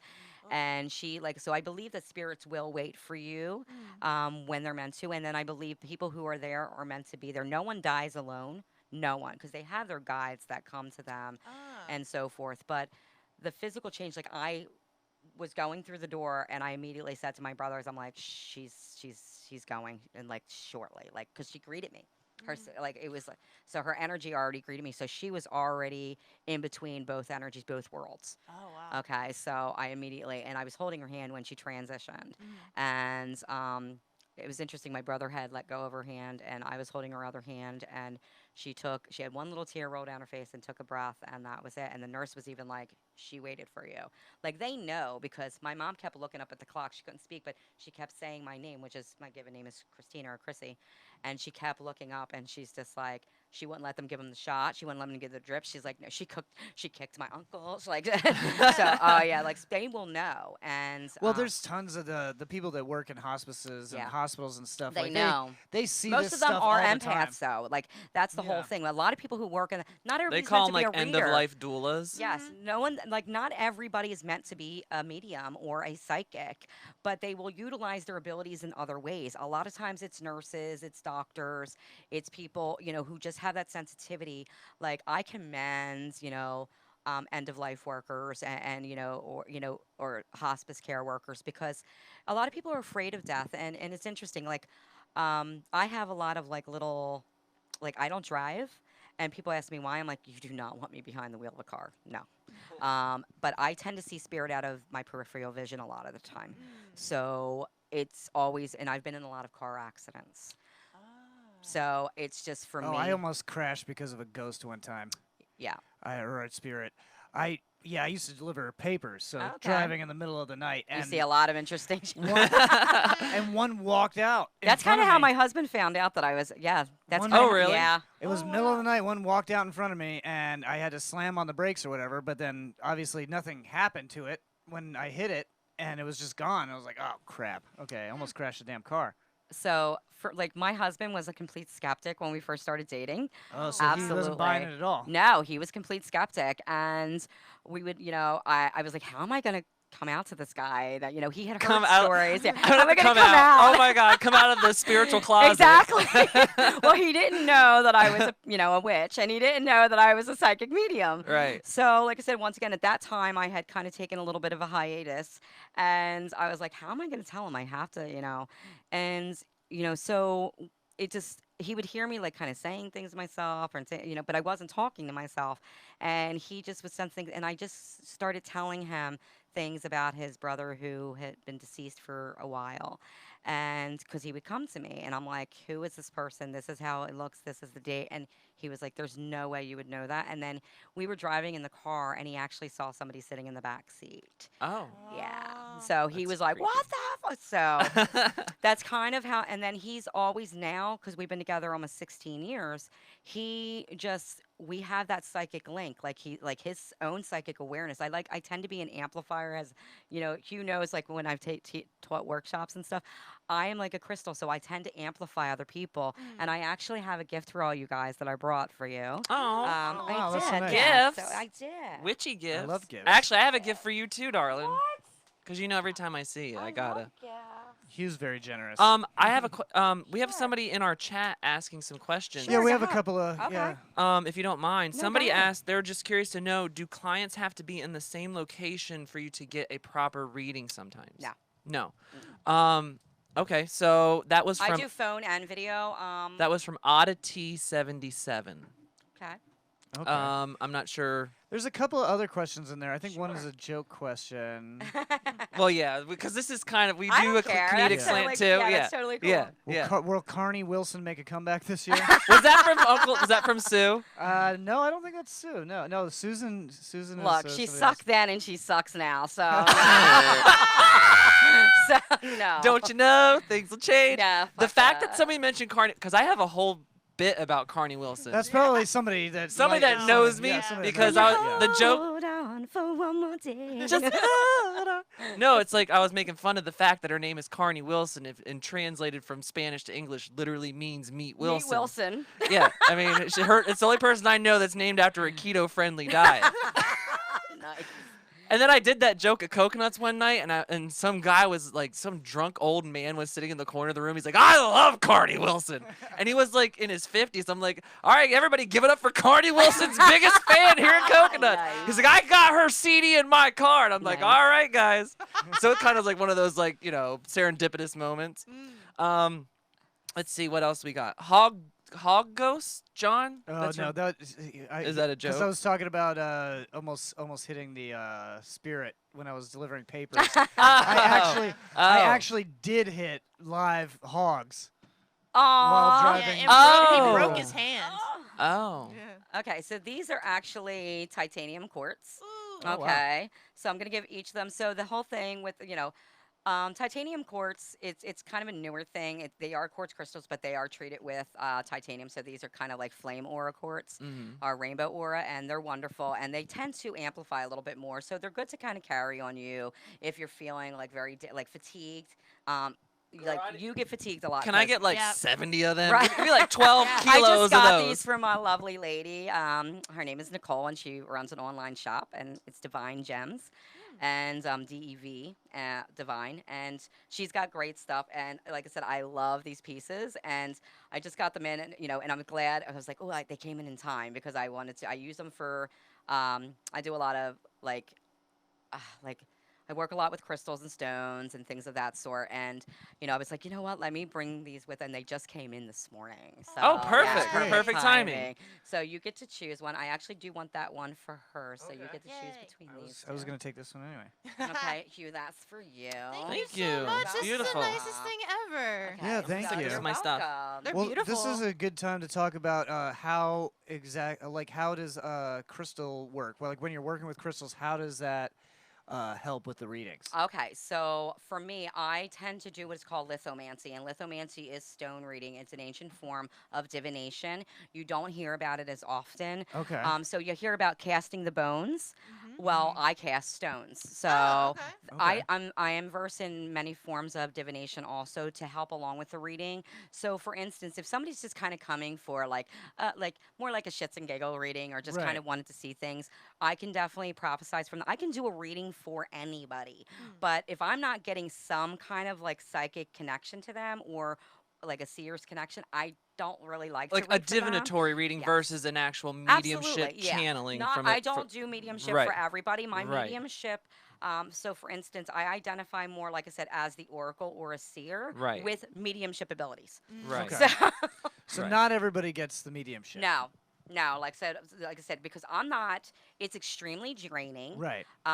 Spirits are very particular. They choose you. I have to have a connection with my clients and my querent, being a date, being a name, being, just an area. So I'd say 9 times out of 10, once again, when I'm reading for somebody, I have to have some kind of energetic connection to them for me to understand the information that is coming through. So for instance, when I see my brothers, there's usually a connection with one of their names or a connection with one of their birth months. So they're coming through with things that are familiar to your Yes. memories. Okay. Yes. That We are do- familiar to me. I do have a couple questions that have Sure. come in here, if you don't mind me ahead. asking. Lisa Pietro 7 says, I'm curious about Raine's candle blessings. Ah. They've helped, and I'm grateful for them, but I'm always curious how the blessing works, I guess. I don't know how else to ask. Okay. Oh. So, what I do is I like to refer to myself more as the two words usually don't mesh, but I'm a metaphysical witch. So what that means is I do a lot of esoteric work metaphysically, and then I do a lot of spell work witchcraft wise. So I'm kind of a combination of both, and I do a lot of candle magic and candle work. So what I do is usually each full moon and new moon, I will actually, people will contact me about intention candles that I do. I bless them, anoint them, charge them up, carve different symbolisms based on their intentions, and then I burn them for them. And then I do more as pyromancy. Okay, where I actually explain to them what I'm seeing within the flames of their particular That's candle. a form of divination Yes, through the flame it's of a another candle. form of divination. And divination is basically just foresight Yes. or foreseeing. Okay, and ceromancy, which is more or less the wax itself. Oh.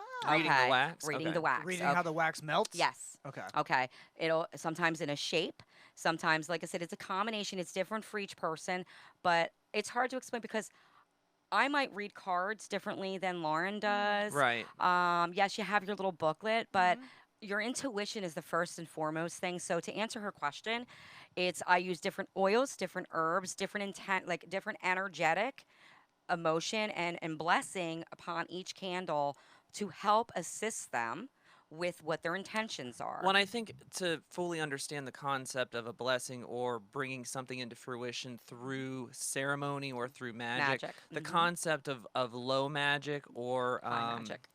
They call it sympathetic magic, which is basically you're taking a symbol of something and that is representing your ultimate desire. And what it is you're trying to bring forth and manifest into reality. And the concept behind that from an esoteric standpoint or from a spiritual standpoint is that you have created this symbolic piece in this form, in this reality, and therefore it now exists, and you are basically breathing air, you're giving breath to this idea. So that's how I look at any form of like spiritual working that's non-ceremonial. And when I say ceremonial, I mean ceremonial magic could be like, Catholic Mass can be considered. It's the truth because ceremonial magic. It's the same thing of, once again, you going to a Catholic church and lighting a candle. Right. Okay. The priest or taking the communion and getting people absolved. do that every day. Right. It's a birthday candle, so people don't understand. That's how it actually was created.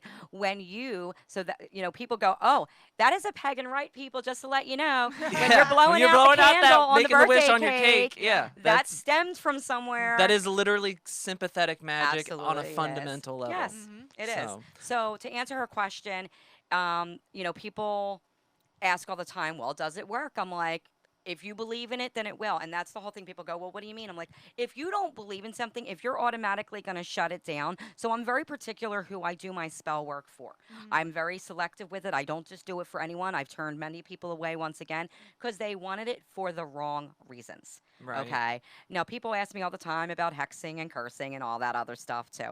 Look, Bitch, I'll throw your ass in a jar. You fuck with me, huh? I will do a sour jar in a split motherfucking second if I have to. But not for other people. No. I mean, No. I have. It depends Depending on the circumstance. situation. How many jars you got on your altar, Lauren? I'm actually really timid about doing anything like that. I've never really. I've only done it twice my whole life. I'm very selective. I've done it a little bit more. When you throw somebody in a jar, it's just like a slang term for basically putting someone in a you're shutting their doing energy workings down. against Yes, but it's the whole thing. Is it a negative thing? Because we have a right to protect our energy and protect ourselves. If it's a reciprocatory thing, or I'm not like gonna, you're doing if somebody, look, even when I was younger, I'm not gonna fucking put my oh my god, my ex-boyfriend broke up with me. I'm not that. That's like not if somebody me. is slandering you, for instance. There's like a simple way that you could, if you wanted to. You want to go there, huh? Well, I'm just gonna say, if somebody was slandering you, you could go to the store, get a beef tongue, stick it in a jar, fill it with rusty nails, lemon juice, salt, or piss, vinegar, menstrual blood. If you got it, bitch. Been there. All the grossest things you can think of, and like I said, that is a symbolic gesture that you are breathing life into to prevent. To shut them and down. You might put pins in the tongue. You might wrap it up with twine. You might seal it. You might take wax and seal the rim. I mean, and it's all symbolic because basically it's a almost little like bit more hoodoo. It's kind of like working out. Like you're just working this spiritual muscle. It's like, all right, I've done this. I'm done. This is now people over. ask about that too. Like, do I prefer to do that kind of working? No, but I do it out of for instance, I've had a client who was in an extremely abusive situation where their partner was actually raping them, and I mean it was bad, and she just really could not escape, and I was like, let's do this. We need to do this because this person needs to be shut down. I do a lot of more karmic retribution spells. And people go, what's that? I'm like, you more or less sending energy back to the person that they're going to get their karma sooner than later and try, to kind of reverse the flow of energy that they're putting out to people because, people go, well, is that your place? Well, when you're working in the magical world, that's the whole thing. You have to be secure about the information that's coming through and the information that you put out and be willing there. to put yourself, Absolutely. give a piece of yourself to that circumstance right. because you're also emitting karmic ripples into the universe with your own It's work. like tennis or ping pong. If somebody sends something your way and you send it back, that's not your fault. Now, mind you, like all of these concepts seem very far-fetched, but in reality, what it truly boils down to is there are people that believe that the concept of thought forms and the concept of of manifesting something into a physical space has been created, and there's been spiritual practices that have formed around that basic premise since the dawn of time. And there's really, you know, it's turned into various things. We did have a couple other questions. I know I don't know how much longer we want to go. We got a few more minutes. Okay. Sure, go ahead. The next question we have here is from Sentulament. Can spirit change their form when they present to you, like a younger form or pre-accident form? Ooh, interesting. That's a good question. So has anybody ever, like, I guess what they're trying to say is, has somebody come to you not in the sense of when they pass? So like a younger variation of themselves. Okay. So I feel like what they mean. So for instance, that would be more like a prophecy. Okay, so it might not actually be their actual spirit. It might be more their energy. So, for instance, like I knew my mom was going to transition when she did because I fell asleep, and she would come to me in my dreams, and she'd be warning me that her time was coming. Oh. Okay, so I've actually had that happen. I've had it happen with multiple people. So, for instance, most of the time with my sessions, I don't know, like I'll know their name. That's about it, their first name. Most of the time they just text me. Sometimes they'll shoot, you know, because you get that all the time. It's like, oh, you looked me up. Referrals a lot of No, times. I've had people go like, oh, you looked me up. I'm like, dude, I do not have the time, the energy, the effort to be looking you up. Like, get over yourself. But I understand because that's the time for that. That's where we're in right now. But I'm like, you know, so like I said, that's once again, people are going to be skeptics, and that's cool. But most of the time, it's just like I've had people under false names text me to schedule appointments. I've had people, you know, all kinds of stuff. So I've had spirit actually multiple times show up before the actual individual does. Oh, that's cool. Yeah. So like I'll start writing things down. Like I'll start writing names down or energy down and have no clue. And like, so sometimes in a session, when that energy starts coming through again, I'm like, are you connected to this person who is? So yes, I've actually had spirit show up before the actual queering has. I've had some that won't leave me for days. Okay. But to answer that question, yes, I've had people's energy and, you know, more or less wouldn't say it's their spirit, but it's their energy that has come to me in dreams, giving me a warning, okay, that either something's going to happen with them or, you know, that there's a sickness going on, or, you know, like my mom, like my Do you think that could be like someone's energy reaching out from like the future? Yeah, like it's a prophecy. It's there. Prophesizing. They're already there. It's happened to them, and now they're maybe subconsciously trying to reach back and warn themselves through you. I've had that happen. Like I said, I knew the day with my mom. I knew the day with my grandfather. You know, I knew the day kind of with my dad.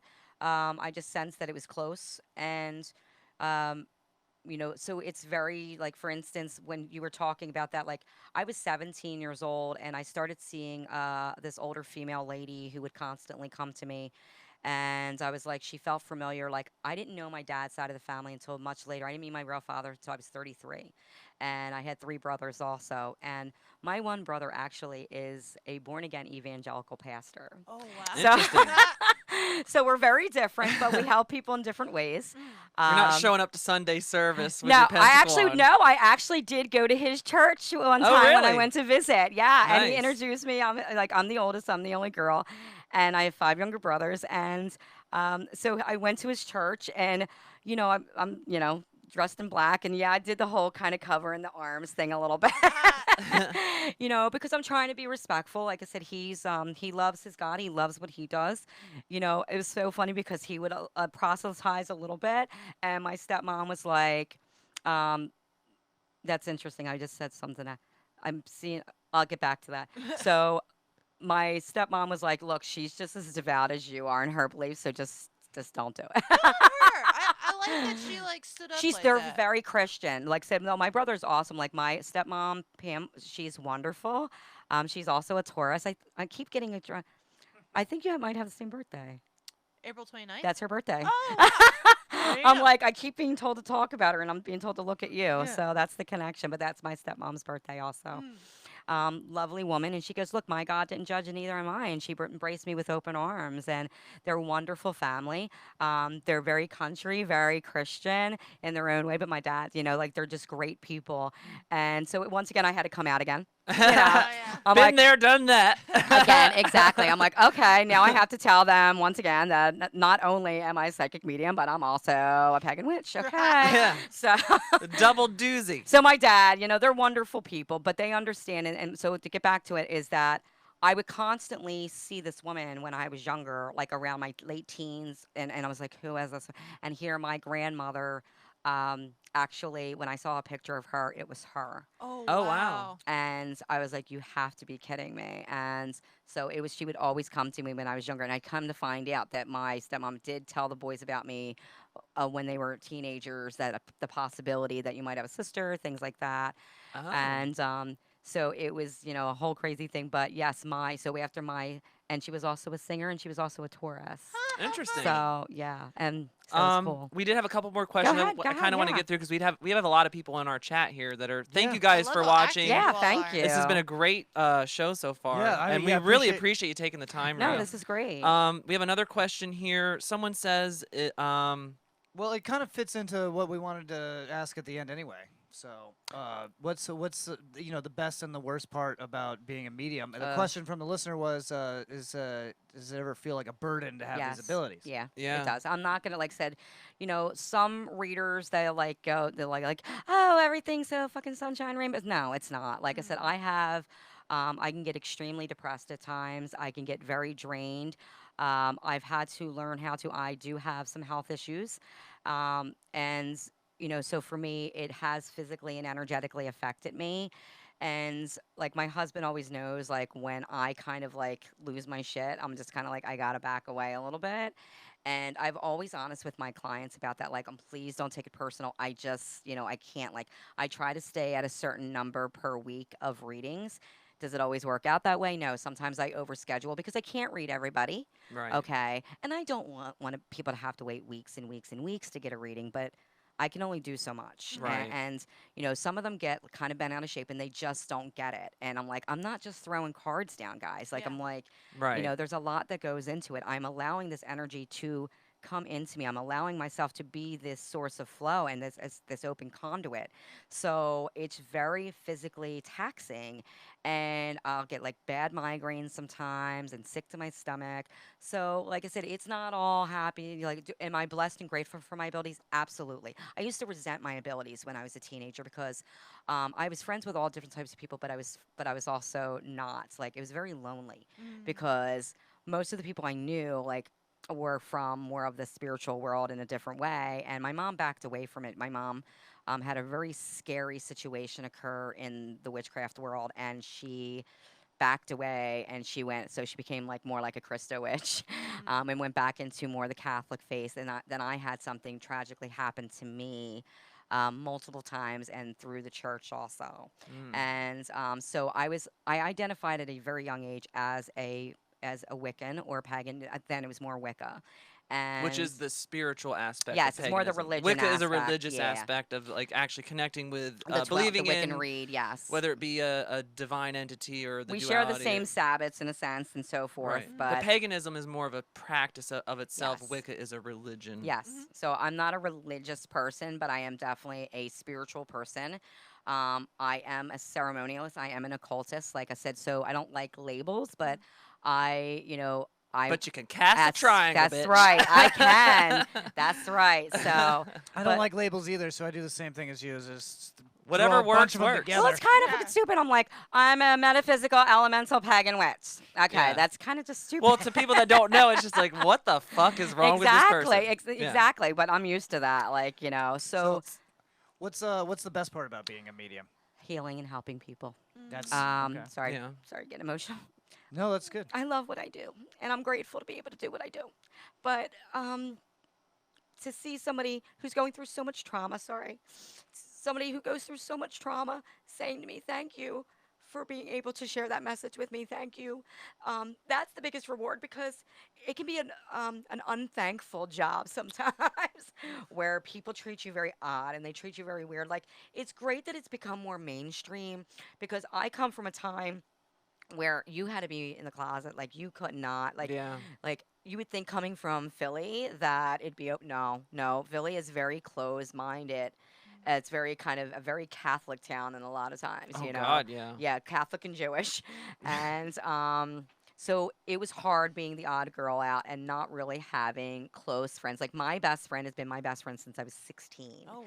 And you know, so like I was always sticking up for like the underdogs, and I was a very aggressive teenage girl. Like I was very tomboyish. I boxed for 3.5 years. What? That's Yeah, cool. I That's was a super fighter. cool. I played JV football. I played soccer for 7.5 years. Softball. Did not know that about Yeah, you, Miss I Raine. did. Like I said, I sang for the mayor of Philadelphia at that time, Wilson Good. Like I was in music. So like I said, different factors. I lived with my grandfather. You took a girl from literally inner Philly. Like I grew up in one of the worst neighborhoods in Philly when I was younger, and it's still one of the worst neighborhoods in Philly, if not the It's worst. not improved. Yes, Kensington, baby, bad neighborhood, Kensington and Port Richmond. Look it up. And it's called the heroin hub for a reason. It's a messed up place, and I was took to the farther northeast part of Philadelphia, which was fancy smancy and this and that, and you know, I got teased and mocked, and you're white trash, and you're this, you know. So it went through all of that, and like I said, everything that I've been through, the abuse, the trauma. I was homeless at one point when I was younger. I was in foster care at one point when I was younger. So, like I said, a lot of abandonment in that sense, and I had to work through that because, you know, that's that cycle. And people think, you know, when you're a psychic medium, like we're all different, like we all have different backgrounds, you know. But you'll hear a lot of people with strong sensitivities having a very tumultuous childhood or some abuse. Ain't that the truth? You know. Okay. Patty's connected to you, right? Don't worry, we've had him You? on the show before. Yeah. Patty's connected to you? Yeah. What's up with Patty? Okay. I just heard Patty. That's, yeah, okay, so. Interesting. Interesting. I You're keep talking hearing the about name- Philadelphia and bring up Patty. Okay, so I keep hearing the name Patty, so. Before we go, Sure. I was just curious. Was there anything coming through for anybody that maybe could be listening by chance? That could you might throw something out there. Okay, so you know, just to finish off, so my greatest gift is that I'm able to help people heal through trauma, and I'm grateful for that. That I'm able to assist people who might be going through illnesses. You know, people ask about that all the time. I do what is also called medical intuitive. I will scan somebody, I'll sense something, and I'll say, look, you need to, you know, go to the doctor, get checked out, legal stuff, you need to go talk to your lawyer, this and that. So, because I'm not a therapist, I'm not I'm not a psychologist. You know, some people try to cross that line. I'm like, no, that's not my job. I'm just solely here to help you with this process. So my gratitude, you know, the gift is a gift for me too. That part of me heals every time I assist somebody else too. So yes, it is my job, okay, but I don't like that term. It's my calling. It's my path. You know, so you know, I will, like Hugh knows, like, you know, and I'm not tooting my own horn. I'm not trying to, but I do go above and beyond for my clients. Yeah. Like my clients are extremely important to me, and I also am friends with more than a few of them. The down part of it is I've been ostracized many times in my life because of it. I've lost a lot of friendships because of it. I've made bad choices, even though I am a psychic medium. I see that light in somebody sometimes, and I zone in, and I'm like, but that's who they are, you know. So there is something coming through about I keep wanting to talk about my brother Gary, so I am being drawn to somebody in the room who might have a connection with the name Gary, and or sounds like Gary. There's definitely someone with a G name, and I keep being told it's somebody who either had like a bicycle accident or a motorcycle accident. So that Does comes. anybody in the chat room have any It's either connection a G to Gary? name, a Gary, because I'm seeing my brother Gary. But that would also mean that somebody who might have an issue with kidneys, and because my brother Gary has issues with his kidneys and is on dialysis. But I'm being shown a connection with a motorcycle accident very, very strongly. Her people are just like Well, if they're there, let's. What are they trying well, to? the lady is, like I said, I don't know what the connection with the neon lights are, but they keep showing me neon lights. So it might be the cafe connection. Maybe. I literally keep seeing the word neon, and I'm seeing neon. And was your grandfather significantly older than your grandmother? It was in think he Kentucky, was- so probably. I think he was like 7 years or so older than Okay, her. so a few years. Yeah. This woman definitely has a connection with a bank situation. Oh, for sure. She doesn't feel like she's been gone that long. She hasn't. Just a couple years. She's telling me to let you know that her chest is okay and she can breathe again. Oh yeah. Okay. She had d- lung Lung cancer. cancer. Okay, so my mom passed from lung cancer also. So that's usually a sign of it. But she's saying that she can breathe again. She wants to let your mom know it's okay. She made the right decision. She did not want to be put on any equipment. So I don't know if she was having oxygen or she had to be on oxygen for a while. Was mom there with her when she transitioned? I think so. One of the biggest problems mom had. She was there a lot. She was there a lot. Is Okay. that at one point she was having so many complications with the cancer, she had to be. Was she in brought here? hospice. Here? I just heard. Was she brought here? Did she get to come here? I don't know. No, to the house here? Yeah. No, no, To no, this- no. No, to Florida. She's saying to Florida. that's Yeah, what they I'm saying. brought her Oh, from yeah, Kentucky to Florida. Yeah, Yeah. she Okay, lived so with my mom for a while. and All right, so then- she was, because she's showing me, Yeah. she's telling me to thank your mom Okay. for taking care of her. Oh yeah, she did. Okay, so. Oh yeah, they bought a brand new house to move her All in right, and everything. so yeah. whatever occurred with. Just Can I say it, girl. You can Say it. Whatever occurred with your uncle, she wants your mom to let that go. Okay. Yeah. Does that resonate with you? Oh, was- yeah. He was completely distant the whole time. So, Okay. Yeah. It tend- your that's gonna mom help was Nancy. okay. Yeah. Your mom was meant to be that person in that role, regardless of the age, regardless of that was supposed to be her role because she's thanking her. She transitioned in peace because of that situation. Okay, just to let you know, she is with your grandfather figure. He's kooky. He's definitely quirky. Yeah. Because he's just kind of like, what the hell is going? Like he's just kind of like, What's a podcast? yeah, he's You just woke kind of. me up at 10 o'clock But at night. you know what? This guy's kind of interesting to me. Like I feel like he was the way he comes in. Is his name Jimmy? Yeah. Yeah. Okay. Yeah. Okay. Because Wow. I keep seeing it, and he's just like, he's just like, he likes people in a sense. Like I feel like he, could be put in any situation. I feel like this is a person. He would give the shirt off his back if he actually, but if he didn't like you, he wasn't talking to you. Sounds like a it's typical fucking Jimmy to Yeah. me. Okay. No, I'm just playing.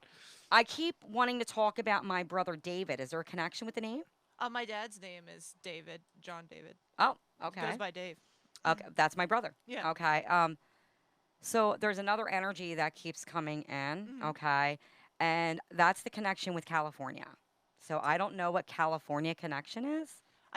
We lived there for a long time when I grew Was up. it moved? Were you moved around? yeah, a Okay. Was it military wise? Or just life? No, my dad was in the Marines. But it Marines, was because he was okay. a traveling nurse. Gotcha. Okay, so he was a healer, so that makes sense to me. Makes sense why Were you certain seeing energies are- healing Yeah. when that came up? Yeah. Okay, I was just curious. No, I saw the symbol for healer, so Okay. that makes complete sense to me. But I saw a brief connection with military also. Yeah. So it's just like I said once again the symbolism. I think I know your brother. Probably. Unfortunately, a lot of people do. Is there two of them? Nope, just one. Okay. Is it J also? Yep. Okay, I'm seeing the letter J, so it makes sense because I'm being told to talk about the letter J. So I think I might have crossed paths with them. I usually don't forget somebody that like I've at least crossed paths with. The thing with the lady who's coming through, she's very. She's letting you know, like she's like, I can walk again. She's talking about her balance and her equilibrium. I feel like your grandmother was too young. Was she older when she passed though? She was older when she passed, but her she soul was feels young. She was sick for a very Like a long time, so that's what stopped her from being She missed that out way. on a lot after retiring. Gotcha. Well, I'm being told to talk about my dad, Larry. And there's a connection.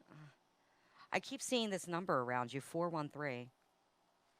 413. It's not ringing any bells, I don't think. 413. I keep seeing the numbers 413. 13th? Yeah, it could be. April 13th. Yep. That was the Easter that my platoon got ambushed. Okay. So Wow. that's Yeah. so I you're the believe that- military connection. Okay. No, I believe that. Yeah, because Easter could be on April 13th, right? I don't think know. Yeah, I'm it trying can, to make sense of the absolutely. number in my head. I would have That's to, so weird though, I because would that's have to actually look the it day up. I was supposed to be born, but Somebody I didn't come out just till May the said, 6th. That's the so day crazy. Leah was born, actually. Ah, that why? April 13th. Oh, It's your wife. That your would make wife's birthday. sense. You should fucking No know wonder that. it's fucking around you. 413. Well, because she was saying the military thing. and- Right, yeah. But that's what I'm saying. Sometimes the information can cross-reference, or so much will come through at once, and I don't try to mean to bounce around, but I don't want to interrupt. I'm just Go saying ahead. my battery on my phone's at 6%. So the people that are in here chatting, I want to get to you. Go ahead, but at go the ahead. same time, if my phone dies, I'm sorry. I don't mean to ignore you. Well, how long have we been going? I know this has been a great. It's been a great episode. Yeah, I thanks. think we're done with the chat questions. Thanks for all of the questions, guys. But we're Sorry, definitely not gonna be guys. able to get to all of them. I yeah. do appreciate it. But like I said, it's We'll you have to know. have Rain back on for more Yeah, of like that'd be an great. in-depth thing with the people in the chat because my chat's been delayed since I've started. So Oh, okay. I do apologize. But if you want to continue with what you were saying, then we can kind of finish up from Yeah, there. yeah. The just main, finish like what I you were said, saying, yeah. it's I'm pulling energy from here. I'm definitely being told to talk about somebody else with the name Michael. I'm actually so the name Michael keeps coming up very strongly. I'm definitely being drawn to another person with the name David, not just connected to her. And I keep being Okay, told. okay. Who's Michael? Tell me about Michael. Okay, so, I mean, this person, Just- yeah. the energy I'm getting from this person, Michael, was it's not what people thought, is what I keep being shown. So, there's definitely a suicidal energy too. And then I'm being drawn to somebody else who had an overdose. So, yeah, like really strong. Really? So, yeah. Okay. That makes Is that you? Yeah. Mhm. Yeah. My ex, his name was Michael, and he Okay. passed away, and I never found out why. Okay. But I He had was my suicidal, but he didn't commit suicide. Oh. It was an accidental thing? I'm being shown accidental. So that's Okay. the whole thing. You know, this is the whole thing. Sometimes somebody can be suicidal, Right. but they're not, but it didn't necessarily commit suicide. And people go, well, what do you mean? Okay, if they left a note and stuff like that, that's one thing. But a lot of times they are addicts but I'm being Right. shown took something and affected the system, shut the heart down, stop breathing. So did this person actually shoot themselves? I have no idea. I'm being All shown I they're- know is that he passed away, and I did because we were no longer really speaking. I found Okay. out that yeah, he a lot of died. times, This like, person's the connected to the you. families like hide This it. person's They say, connected to you. Oh I'm yeah. telling you that right now. Absolutely. Absolutely. Yeah. The reason being is because probably the way it ended, this person the spirit is probably remorseful of what occurred how it went down. Okay. How was this person addictive personality? This person was an addict? Yeah. It makes sense. I'm telling you, I feel like this, from what he's showing me, I'm being drawn more to like an overdose. What was making you think he shot himself? I feel like this person probably attempted things in the past or had thought about things because he's showing me the imagery. He's showing me a noose. He's Because showing me a gun. He's showing me Okay, the drugs. nooses, that would make sense for somebody else. I'm being shown these symbols. And that's always for me when somebody, suicide is a very difficult thing and people I've got a ask, trail of suicides in my well, life. people ask me all the time about suicide and I don't glorify suicide at all, but there Oh, are I'm not either. But I'm there just are saying. some people who just feel like they can't be here. Okay? And Right. people ask me all the time are they stuck? No, they're not fucking stuck. Some of them are, not gonna say that, but some spirits that have died from natural causes are stuck. Right. Okay.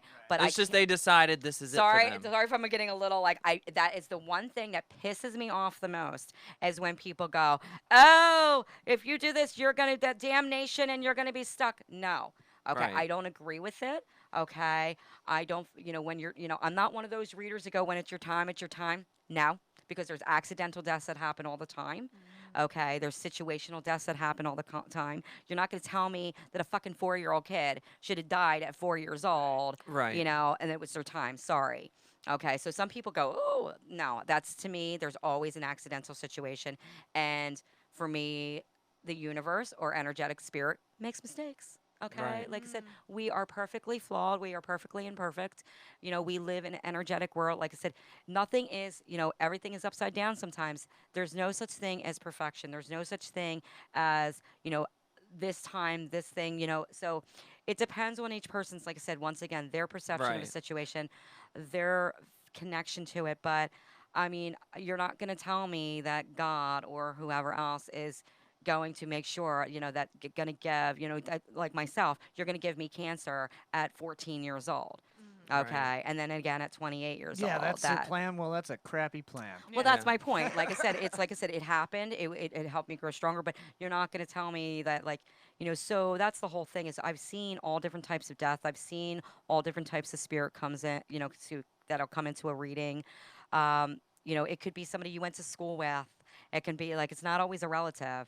And people go, why don't older spirits come in? Like I said, no, I've had some ancient ass spirits come into readings. I'm like, so it just depends. But like I said, with the suicide, there's some people, especially with what we're going through, guys, trust me, above ground is better than below it. And people go, how can you say that? Because I'm not one of those readers that go, oh, everything's so great on the other side. They utilize us because they miss their loved ones. They want to talk and connect to their loved ones. They want to be absolved of the things they did when they were physically here. Right. Okay. So like I said, I understand, the energy in the suicidal mind. It's a very heavier energy. But I always explain, everyone has a purpose, and people are like, I don't know what my purpose is. Living is your purpose. Right. Okay. Fundamentally, absolutely. Life that's the is whole the thing. purpose. Yeah. That's right. Life and cliche to love. Yes, I agree. That's it. Yep. All right. Well, so we're gonna have to get out of here. Did you have one more question? No, I was gonna say, did you want to let people know how to get in touch with you if they would like to have a reading or? We're on the same page. Yeah. Great. I'm sorry, I didn't mean to take over. Okay, so the easiest way would actually be on my Facebook page on Celestial Raine Spiritual Advisor, and that's Raine with an E at the end.